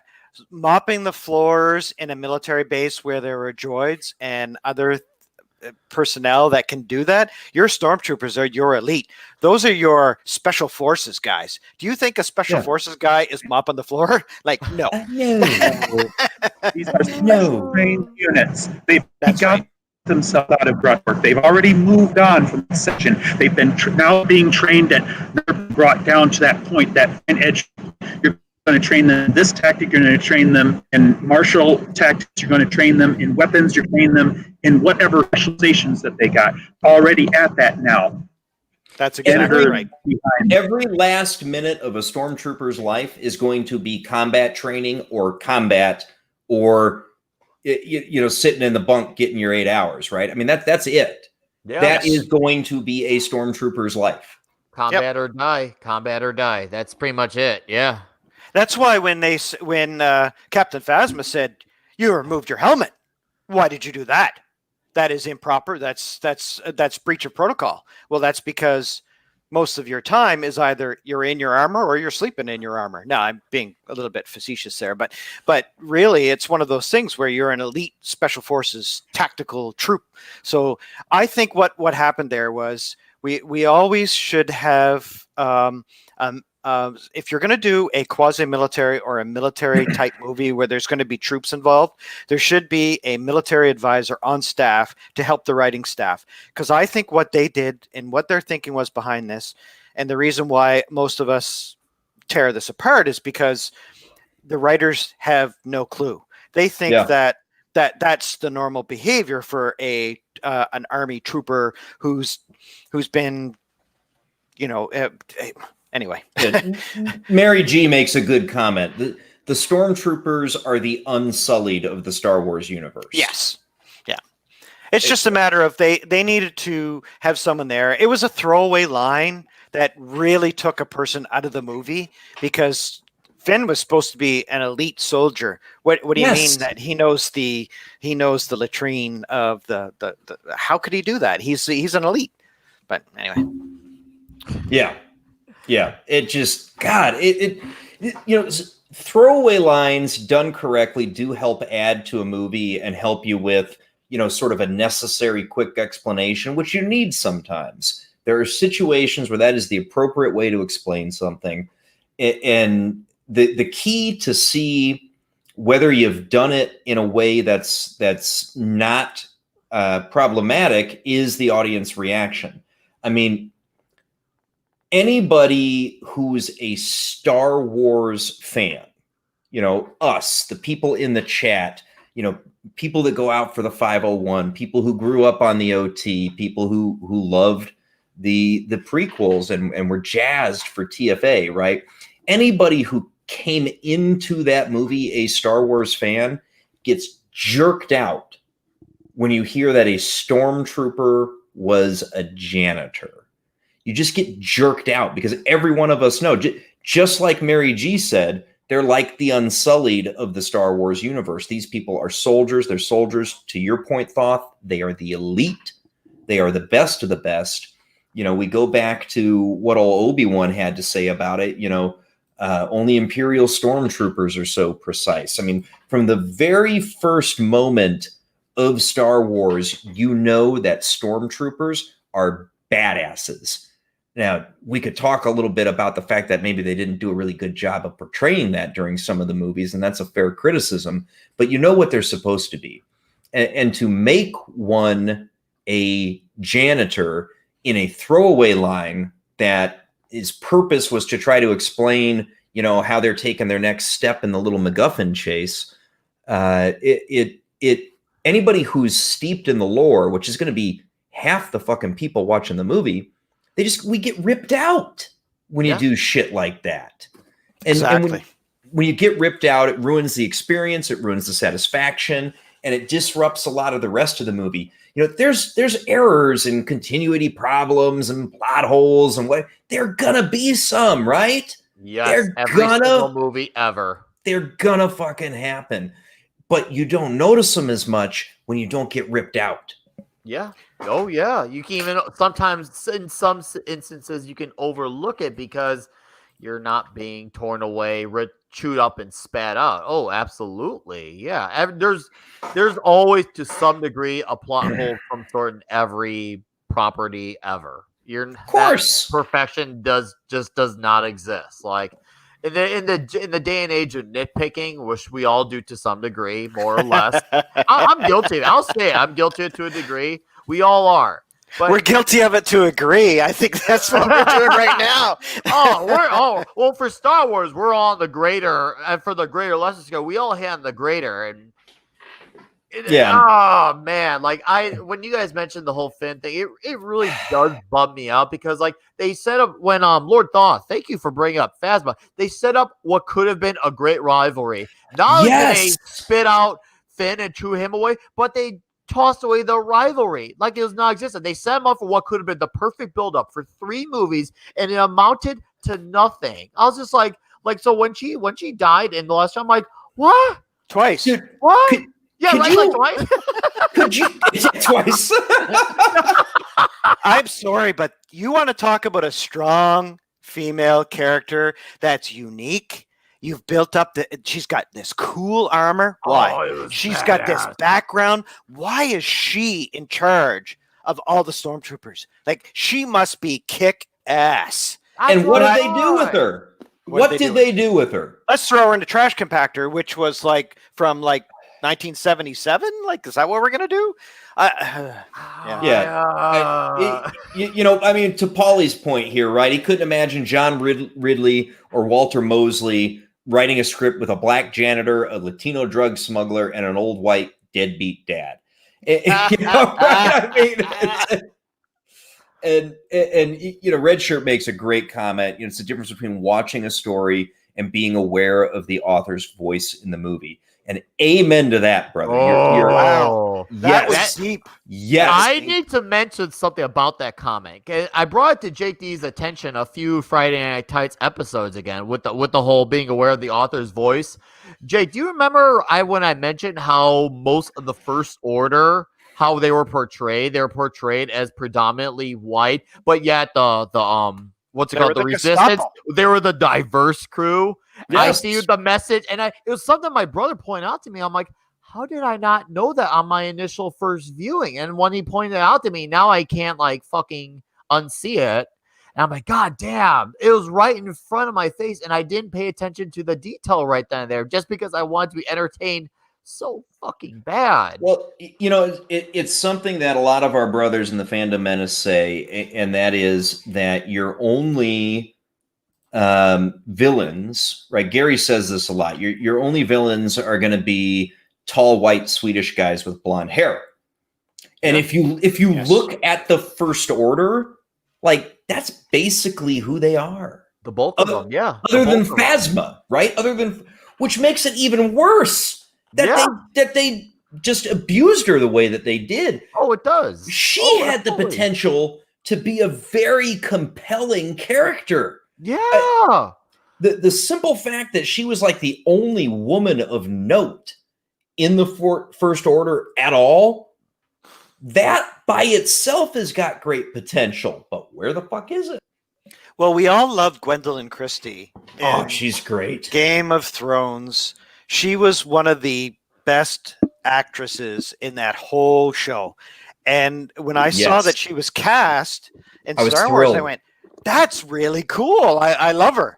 And so I think what we missed out here on not just the hero's journey. So we could have had Finn and we could have had Rey as dual Jedis. We could have had the bad guys. You had Snoke and you had the other Solo. And then you could have had, sorry, I've read all the books. So I anyway. You're not wrong. So you had the 2 bad guys and you had the 2 good guys. And you had Luke as this absentee Jedi master. And he comes back when Rey and Finn, they meet each other, and Finn does this whole lightsaber duel, and he gets his ass handed to him. And then Rey comes in and somehow beats the bad guy and chases off the bad guy. And together they're like bleeding and dying in the snow. And then Han comes in, has the Millennium Falcon. Chewie brings them up, and then they heal into the second one, whereby the journey, that adventure to find Luke, because these 2 people are finding out, wow, the universe is different, and I have these abilities. Rey and Finn are feeding off each other, and they're learning the Force. And then you have that journey in the second movie to find Luke, and you find him where you hand him the lightsaber, and both of them go through this training, and they do the whole Empire Strikes Back spiel whereby Yoda trains Luke. Well, what about Luke training 2 new Jedi to take the fight to the universe? And we can have this whole situation with Luke being there to train them, and then they bring Luke back to because Han takes them to find Luke because Han knows where he is. And As he should have.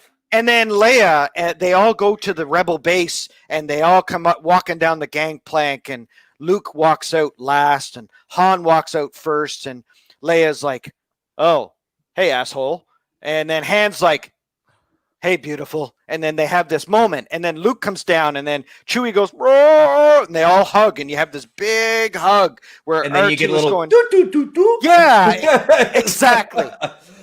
On point. Thank the maker, right? You could do the whole thing.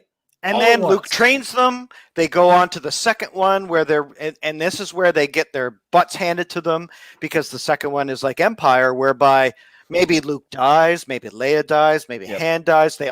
Somebody sacrifices himself to save them, and then they go into the third one where it's Rey and Finn, and you have, of course, the rest of the Rebel Alliance. Maybe even Rey turned and joined the dark side, and Finn's got to deal with it. Or maybe the other way around. Either way. Maybe that's how Luke dies. Maybe Rey goes to the dark side because Luke is about to strike down the other Skywalker, the other Solo, and so Luke's about to end it, and Rey stops it, and she goes no, and maybe she. So we could talk about how the story could have gone better, but I think that whole dichotomy of male and female and Rey and Finn, that story was really underserved. Yeah. Now, see, here's what you get though when you order your script for the sequel trilogy from Wish instead of George Lucas. Oh, from Wish. On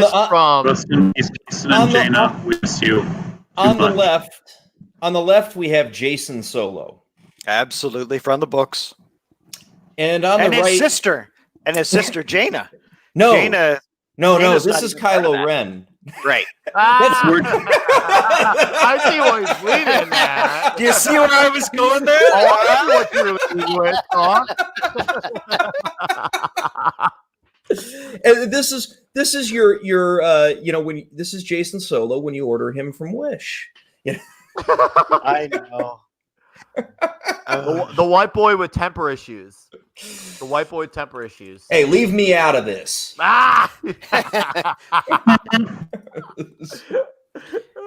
And you know what? It's too bad.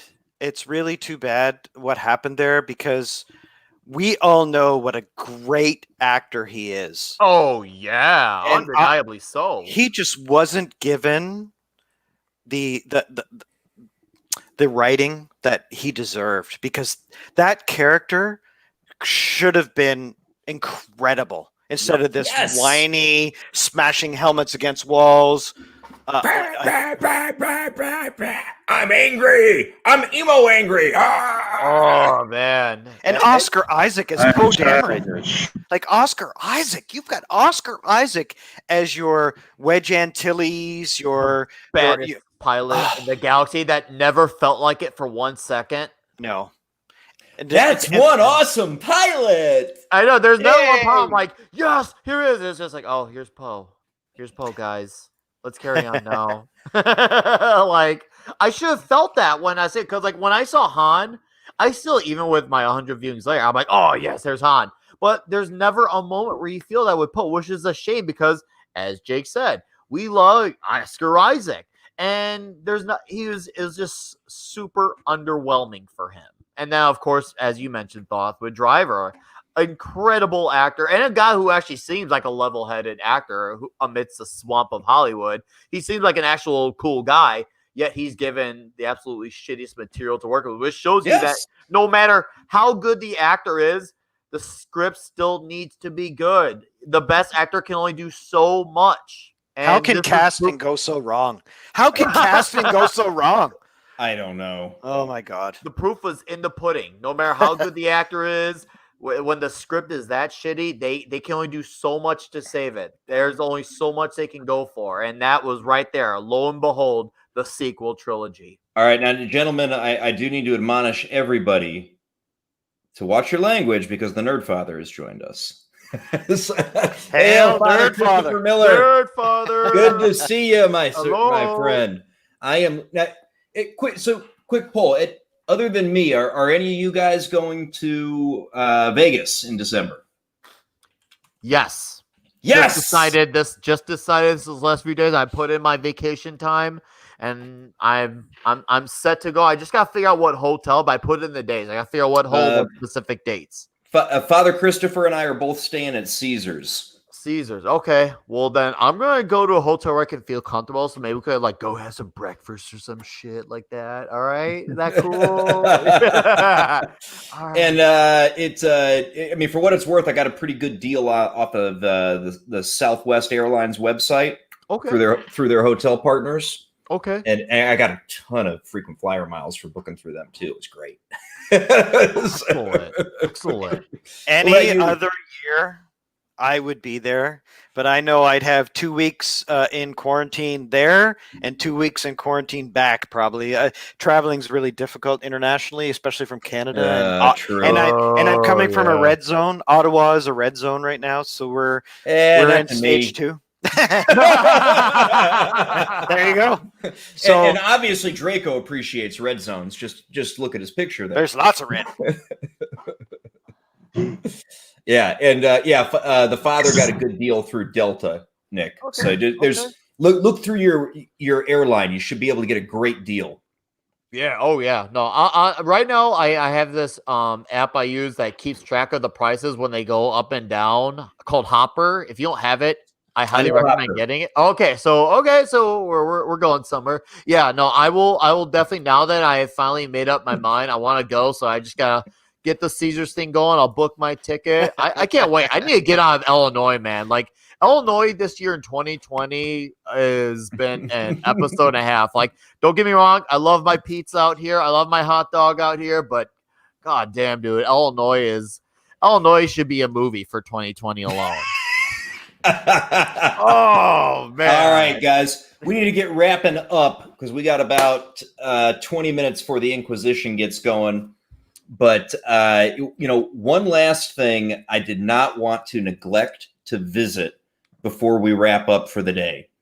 And that is the not remotely unexpected demise of Quibi. What is that? Wait a second. I gotta look on Google or something. Quibi. I mean, is that a thing? That was a thing? It was a thing for about something that someone should actually pay attention to, that they wanted to sell something, or they wanted to get some kind of message out there. They wanted to do something that was already in place and was already well in hand, and they wanted to change it because they wanted to have their own form. And maybe I'm just being hyperbolic.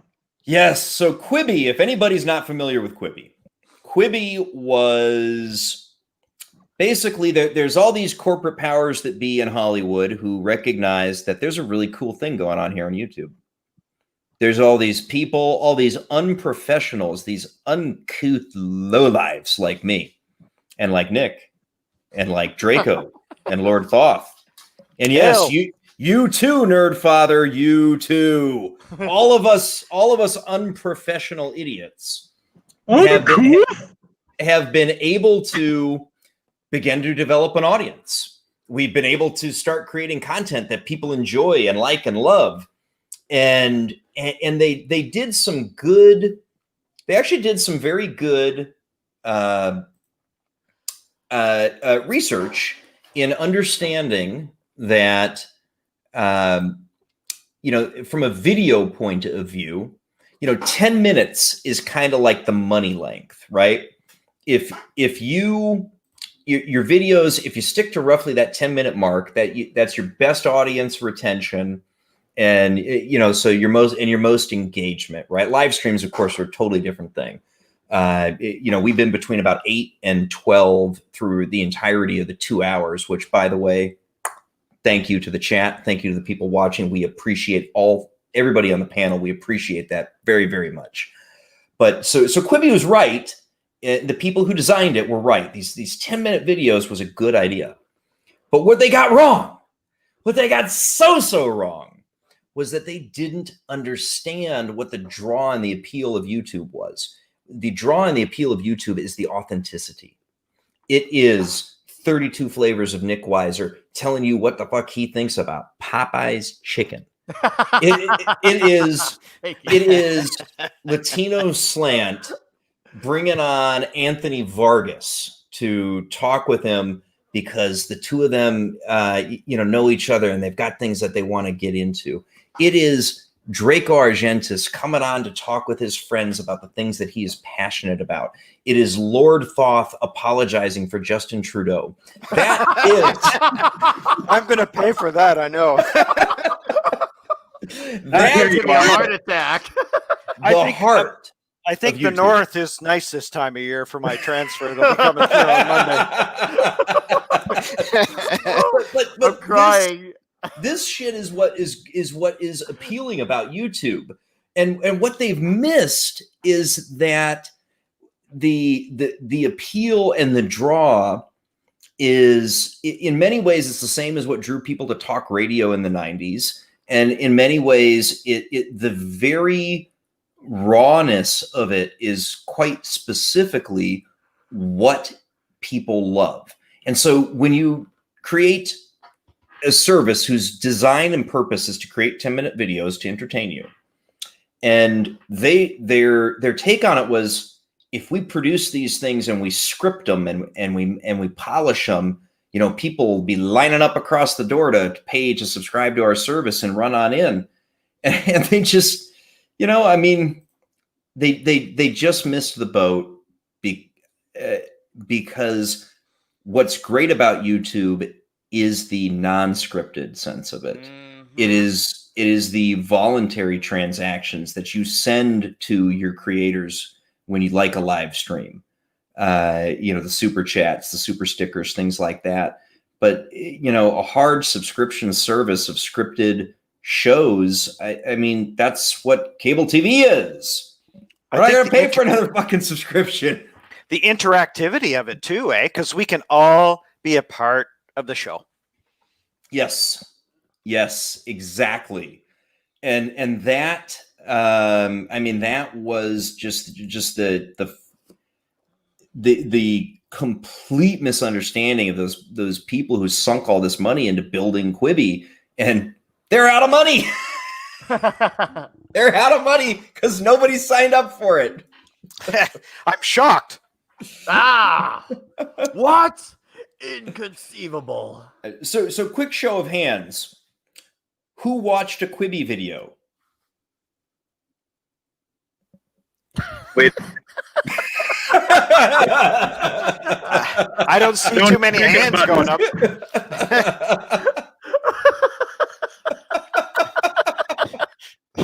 Crickets are even raising their noise because they don't want to be a mistake for a hand.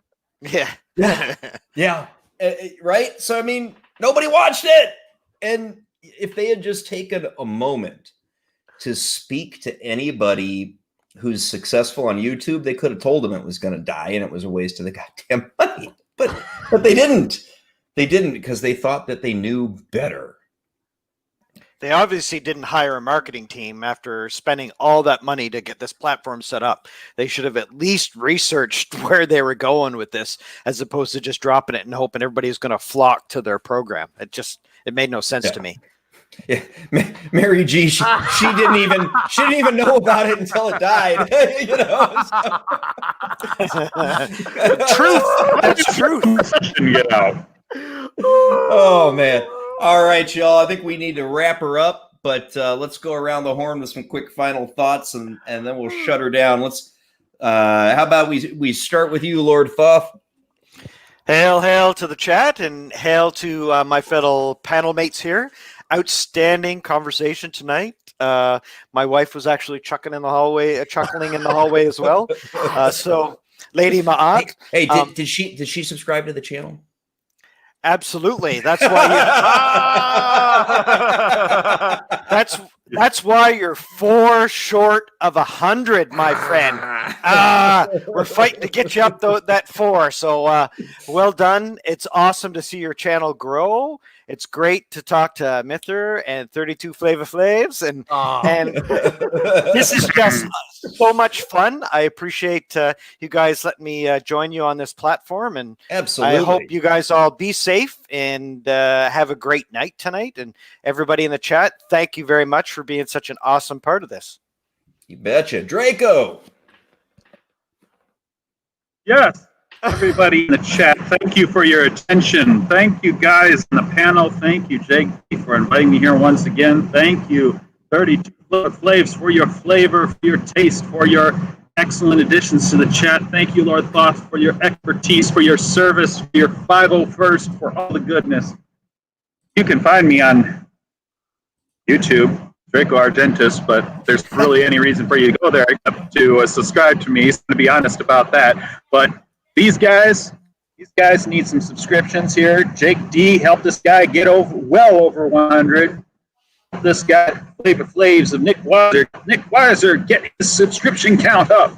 These men need you. They need you in the fight for pop culture. They need you in the fight to help our myths, our collective myths, to actually become not lost in the everlasting darkness of the woke, of the intersectional. They need you now. Help them, please. Thank you. That was an excellent author Stephen Walton impression there. I like that. That could be a WWF promo. Man, I want to sign up. Where can I sign up? Well, you go to youtube.com, search for Jake G.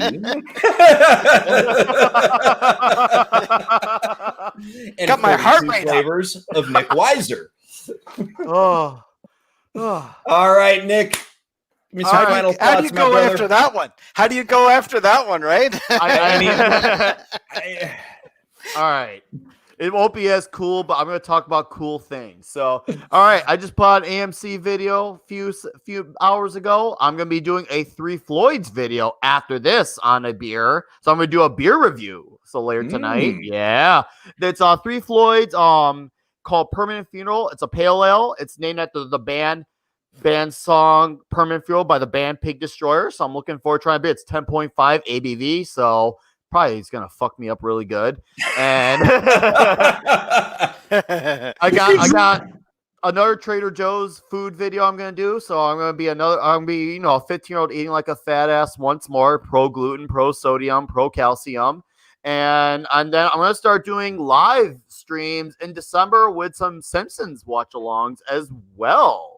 So are you going to be doing beer reviews during the live streams while watching The Simpsons? Oh, there'll be times where they will intersect between the two, and there'll be some duff. There'll be some duff going on. Oh, duff and some flaming moes for those who know the Simpsons. There will be flaming moes. You bet on that. And Lord Thoth, what a pleasure to talk to you. What a pleasure. Draco, I love hearing you rant. If you did a podcast, I would give money to it, and I would not stop. You're like, all right, this guy needs to stop giving me fucking money, and I just like, no, you take that money, damn it. And hey, and the chat, you guys are stellar, all of you. Thank you for listening and give my channel a shot too. I mean, obviously the name's 32 Flavors of Nick Weiser. I'm also youtube.com/Nick's Toxic Waltz. And Jake D, always a pleasure being on your show. I look forward to doing this 800,000 times more between now and forever. Dude. Now, what I think I have decided on your Christmas present this year, though, Nick. Oh, yes. I'm going to get you a big, and it's just going to be like, it's going to say like 32. In honor of the Flava Flaves.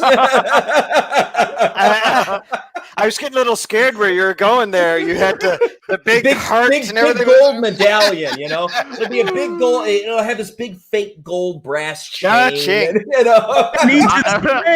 wear it. Dude, we need to get Nick's Flava Flaves. We need to get him some bling here. And we'll all have Popeye's chicken, man. That's right. I'll wrap it in Popeye's chicken wrapper. Sweet. Good times. Good times. Yeah. You're not going to live that one down, Nick. It's just forever. You're going to be the guy who reviewed Popeye's chicken. That was my first video I ever watched of yours, and I was laughing the whole time. Good. All right. Outstanding. On that note, I think we'll wrap her up for the evening.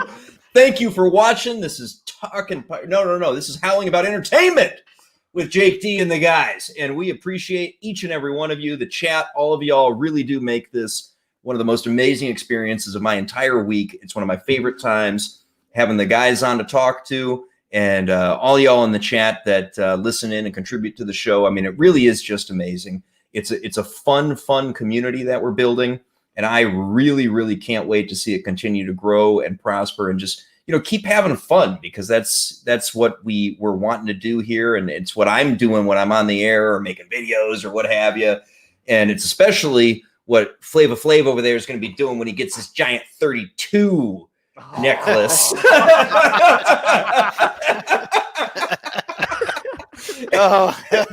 We might need to get him some big pimp classes to go with it too. I wear all of that for every video here on out. Yeah, I'll do it. Back. All right. Thank you, everyone, very much. We do appreciate it, and we will catch you later on the next video or the next stream.